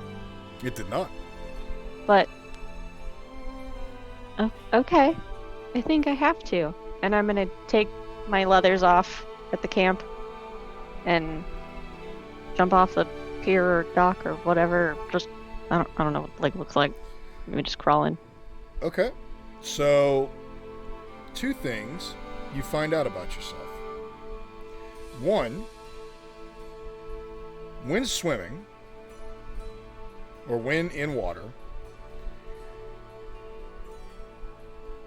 you are faster than walking or fluttering or flying.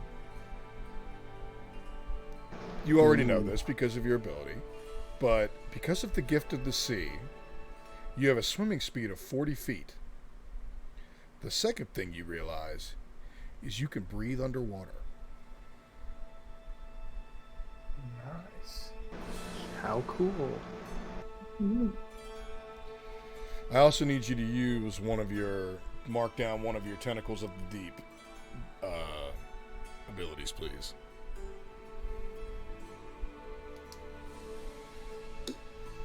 I like what we're doing with your little warlock abilities. I like that a lot. This is gonna be fun. We have fun here. Yes. Alright. So, we are back. The camp is set up. Fire is going. We are back to watches.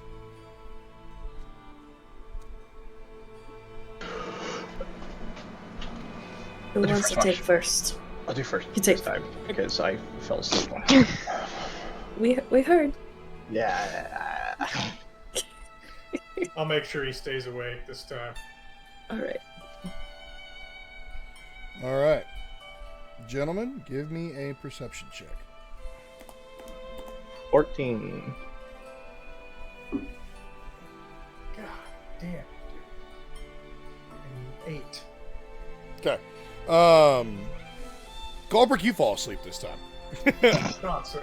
Sucker. Thankfully, with your natural disconnect with magic as a dwarf overall,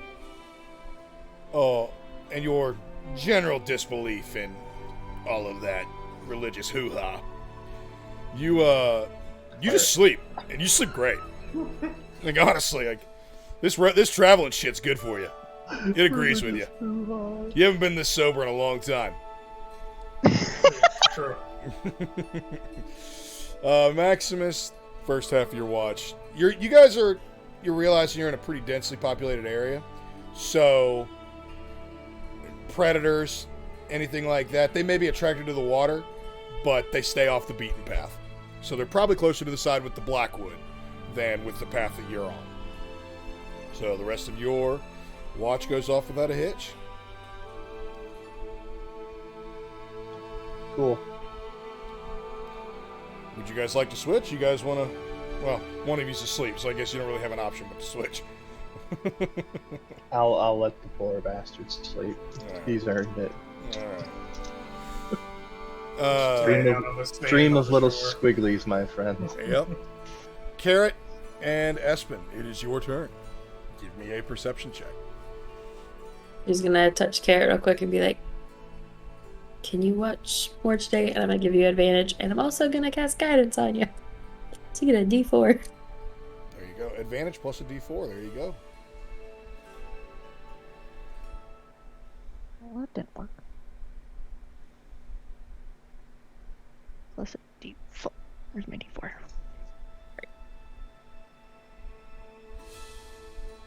Where are you?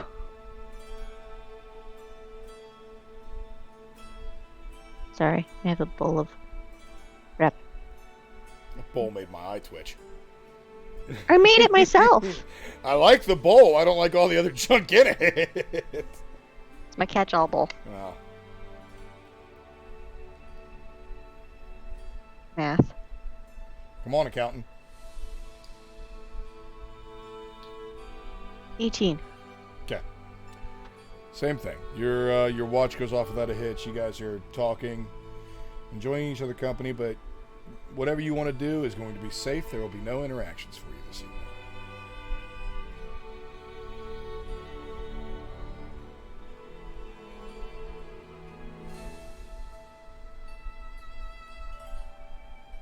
I'm gonna ask. You're sleeping, right? Am I just watching by myself? She helped you, but you both are on watch.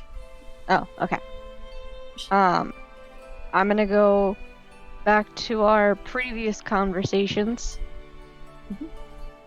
and tell her that I can breathe underwater now. What? Yeah. You remember the tentacle and the ball? It was hard to forget both of those, but yeah. Yeah. I went swimming, which you saw. Mm-hmm. And I can breathe underwater. Is this all from... is this all new? I'm guessing it's new. Yeah. Oh, it's 100% new, darling. Hello. Where are you? And across the fire, you'll see the Falskrim just chilling between two sleeping meatheads. It's 100% new. I see this as well? Does Espen see this as well? Of course you do. You've seen him before. Yep. He also knows that the two of you, of all people, you're probably not going to freak out and shout. The other two might come out swinging. You two are a little open to conversation. Yeah, and you sat between the two that would swing. Exactly. He's an arrogant little shit, but he's not stupid. Yes, darling, that's 100% me. So, what else can I do? Oh, I have to be telling. Spoilers, darling. I can't give you everything. You've got to earn that. Now, it just depends. Do you want to go about your little roguish ways, or do you like magic? I don't know yet. Exactly. I'm not going to give you the answers if you don't want them. Well, how did you know to come here right now? Oh, you really think you go anywhere and I don't see it? Fair enough. How you doing, Miss Espen? I'm good. How are you? I'm okay. He knows her as Aspen. No. Yeah. She gave him the name Aspen. He knows her name is Aspen. Just because you gave your name didn't mean that he didn't know it already.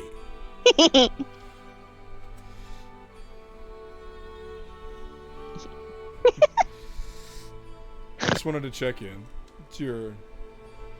It's almost your first journey as adults, as grown-ups. Wanted to make sure everything was okay. And to see that you got to play with your new powers. Do you know every time I use them? 100%. They're my powers. You're just borrowing them. You can do this too? Yes. I live... For some reason I thought you did other things. I live in a pond that you know of. If there is water, there is me. That's fair. Aspen's gonna pull up her little cup. Really? Don't tempt me. Drink him! Just slowly. Gonna hold it up to her face and Don't be fresh. Don't be coy. Doesn't suit you. Suits me! Give me that cup! Oh my god. Jesus! Don't worry, darling. This is just to show you that, more than anything, I'm always right there watching your back.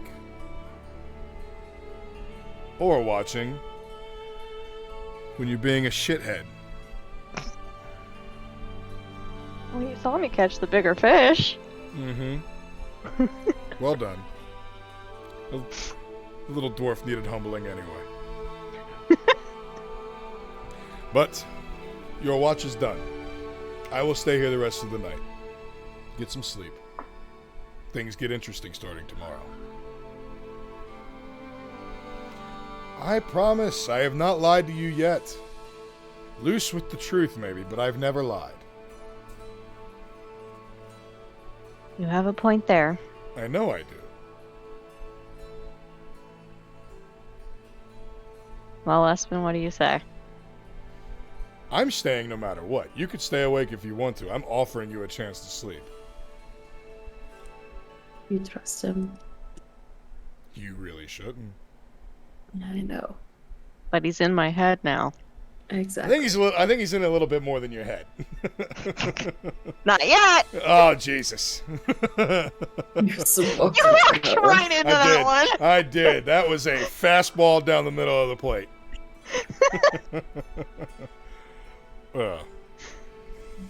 Fine. Stay up. Keep me company. I don't care.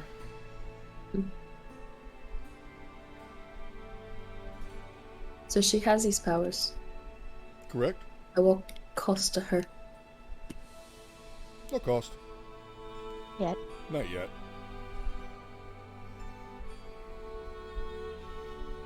Her cost will not be paid for a long, long time. I still don't know how I pay off this cost. No, you don't. You haven't asked. And that conversation is one-on-one only. Understood. So you'll come to me in a dream again? Maybe. I might just wait until you screw up again and you end up on your own. Fair enough. You're earning a reputation. What reputation? Really? See. Really? You petted on the head the most powerful animal in creation. You gave me your name within 30 seconds of seeing me, not meeting me, seeing me. And you made me save you from a divine being. I didn't make you. Please. Because you were 100%. You could have let me die. I could have. That's called a poor investment. Investment. Nobody damages my property but me. Remember that. So I can just walk through everything without worrying about being hurt? Push that as you will. One day you will learn from your mistakes. You might just find yourself a simple swashbuckler again. There's nothing simple about her. No, there's not. That's why I'm invested. You would know, wouldn't you, Firestarter? Enjoy using that name.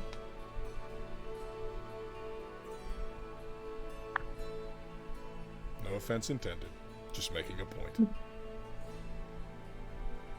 You might want to talk to her or those two about that. I think it's something that they should. Those are cards that should be on the table as you move forward. About what? You know exactly what, but it's not my place to say. You've earned that level of respect from me.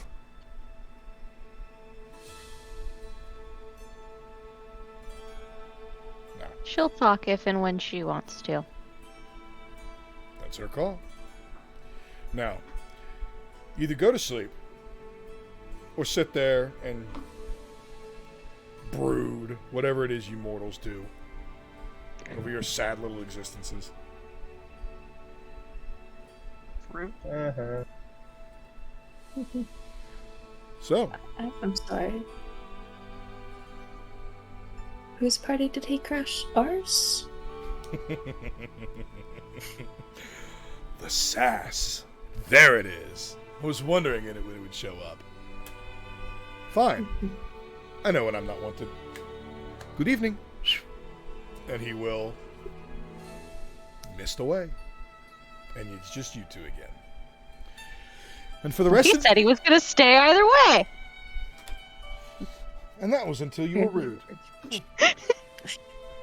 Only one person's allowed to be rude in a conversation with the false grim, and that's the false grim.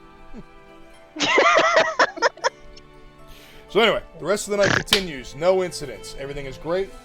You wake up in the morning, sun is shining. Everything is wonderful. Good morning. Time to finish this journey.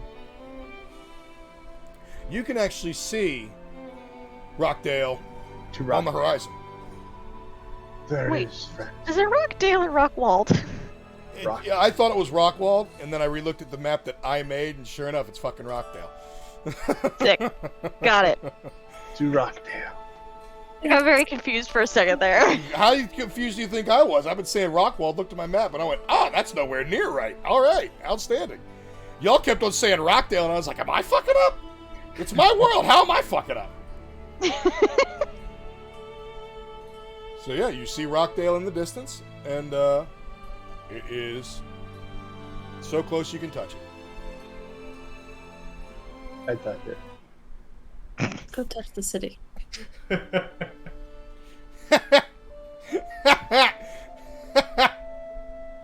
Mama Ozzy. She's as sick of your bullshit as we are. Yeah. She's sassy. So sassy. Oh boy. We're so close. Yep. We're so close. Just to save time. It's close enough. You're close enough to civilization. There's no way you could possibly fall off the beaten trail. So you make your way. You make excellent time because of how well you've been rolling the past two checks. Everything's going great. You pull up to Rockdale at around just past midday. I'd say probably 2 o'clock in the afternoon. Go. You enter, and it is a bustling city. As Lugir said, approximately 10 times the size of Grey Banner. So you're looking at about 2,000 people. It's for this area, and especially what the majority of you are used to, it's much bigger than anything you've ever been exposed to, as far as civilization goes. So, we're going to take that and keep that in mind, because the next time we get together, you have some very interesting people to meet. And some very interesting avenues to be making money. But for now, we've had some fantastic interactions. We've had, unfortunately, some critical memories lost. we've had some powers gained, and we've had some visions that need some explaining.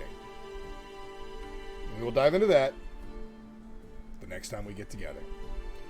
For tonight, thank you for all being here. Thank you for enjoying the show that we've put on and the game that we're playing together. I love it. I'm having a blast DMing this amazing group of players. I hope they're having as much fun as I am. Always. Until next time, I am your wonderful DM, Dadbot Thunder God. Good evening, have a drink on me, and we will see you next time.